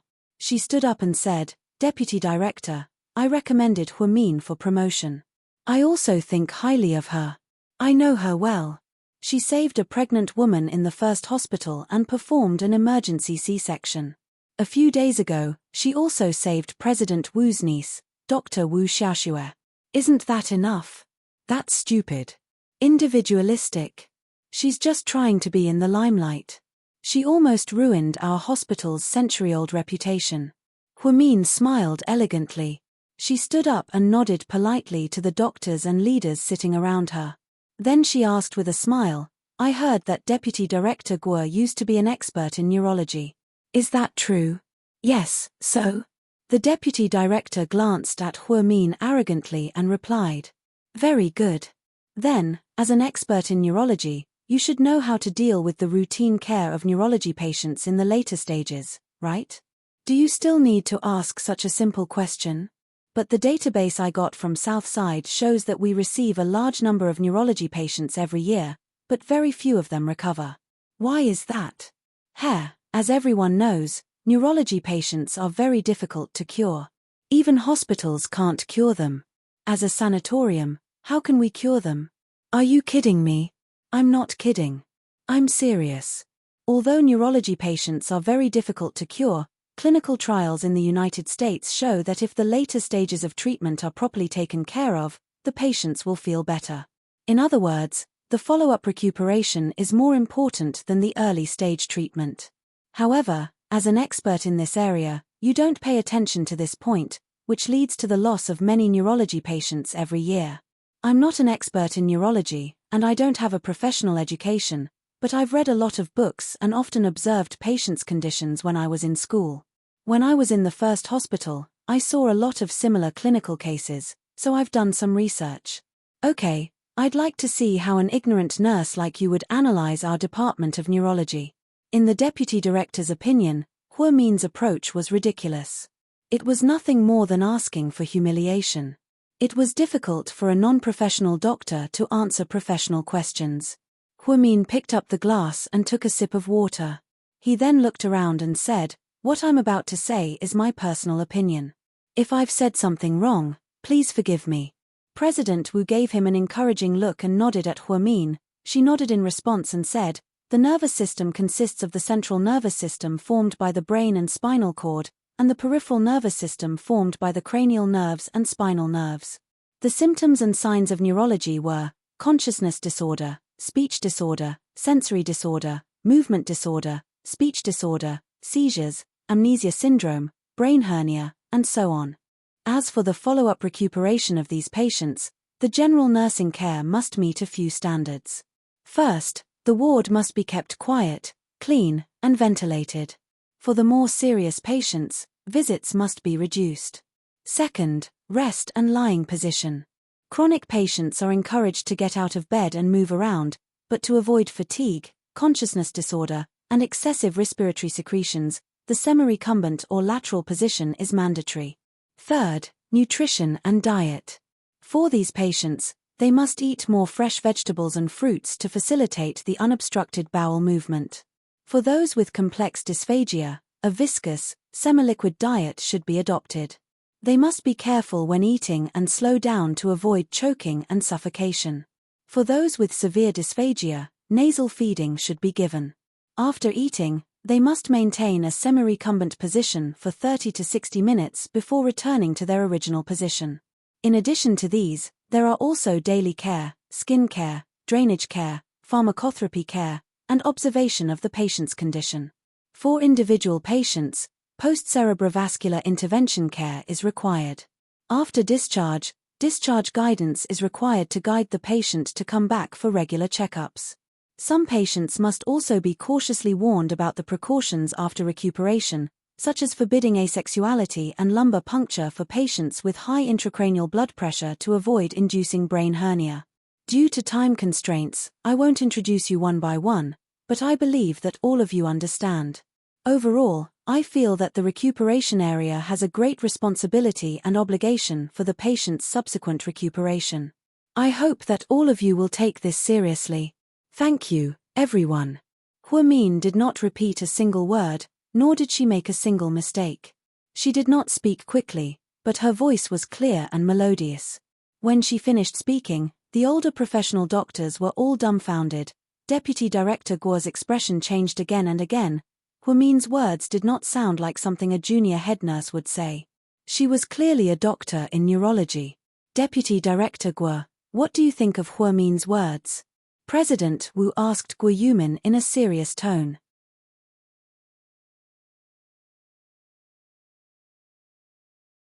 Chapter 281. That's very good. Although Deputy Director Guo didn't want to admit this cruel truth, he couldn't lie in front of so many experts. Thank you, Deputy Director. Huamin smiled slightly. President Wu waved his hand. Huamin, take a seat. Huamin nodded and sat down. President Wu added a lot of things. An hour later, the meeting ended. As Huamin was about to leave, he was stopped by President Wu's assistant. Huamin, wait a second, the director is looking for you. Everyone in the meeting room left one after another. In the end, only Huamin and President Wu were left. Huamin, you did well today. No, I was just stating facts. Huamin was a little embarrassed. I will improve your suggestion as soon as possible. Actually, Southside should have changed a long time ago. It's just that every time we have a meeting, everyone is just trying to take advantage of the situation. No one wants to be the first one to step forward, so I don't have an excuse. Today, you made me feel a lot better. You're right about one thing, doctors should act like doctors. We can't mess up the atmosphere. Hey, director, don't listen to me. I'm just stating my opinion. It's just a woman's opinion, haha. No, your words are very useful. I've learned a lot, but there's something I've always regretted. What is it? Huamin was a little confused. You're so talented, why don't you take the doctor's exam? You're still young. If you go all out, you'll definitely achieve something in the medical field. Last week, the Royal Hospital of England offered you an exchange spot. It's an in-depth discussion on ophthalmology. I really want you to go. What do you think? President Wu, I'm not familiar with ophthalmology, haha. You don't have to hide it from me, I know everything. Before Xiaoxue and Ning Jiyuan got married, I had someone investigate him. You were the one who wrote all his papers on ophthalmology, right? Ah. Huamin felt a little embarrassed after being exposed. I'm sorry, President Wu. I shouldn't have helped him lie to you. No, you didn't do anything wrong. It's just that with your talent, it's a pity for you to stay in Southside and be a little head nurse. I still hope to train you. It doesn't matter if you don't work in our hospital after you finish your studies. Director Wu, thank you for your help, but I don't want to go to England. I think my current job is pretty good. It's fulfilling, busy, and enjoyable. Actually, a person's life doesn't have to be filled with fame and benefits to be successful. When I set a good position for myself and do my part well, I think that's the most meaningful life. For example, the sanitation workers are ordinary people who sweep the streets day after day, but because of their hard work, they bring a clean look to our city. We can't say that it's a pity for them, but we can only say that everyone has their own ambitions. As for me, I just want to be quiet and be by my family's side, doing a job that I like, and earning a salary until I retire. I don't have any big goals in life, and being ordinary is a blessing. I finally understand why Dr. Qin treats you so well. Anyways, you're a great girl. I believe you'll always be happy like this. President Wu didn't say it too directly, but with his intelligence, he must have guessed the relationship between Qin Chu and Huamin. Thank you for your blessings. After saying goodbye to President Wu, Huamin walked out of the conference room. She was in a good mood. She really hoped that Southside could be reformed. She wanted it to become a green rehabilitation center, not a yellow one. If she remembered correctly, this was the third time that President Wu said he wanted to send her abroad to study. For others, this might be a once-in-a-lifetime opportunity, but she casually rejected it. To be honest, for Huamin, being able to be by Qin Chu's side was her greatest happiness. She didn't want anything else. When she got home from work, Qin Chu had just come home and was preparing dinner. Huamin walked in and hugged Qin Chu's broad waist from behind. She acted like a spoiled child. Mr. Qin, thank you for your hard work. Are you hungry? Qin Chu turned around and gently cupped Huamin's face. You're tuning in to the Dreamy Chapters YouTube channel. We're so grateful for your support and don't forget to subscribe to join us on this incredible journey through captivating stories. Your generosity through donations truly makes a world of difference, as it's the primary source of revenue that allows me to expand and enhance this channel for you. Thank you from the bottom of my heart for being a part of this adventure.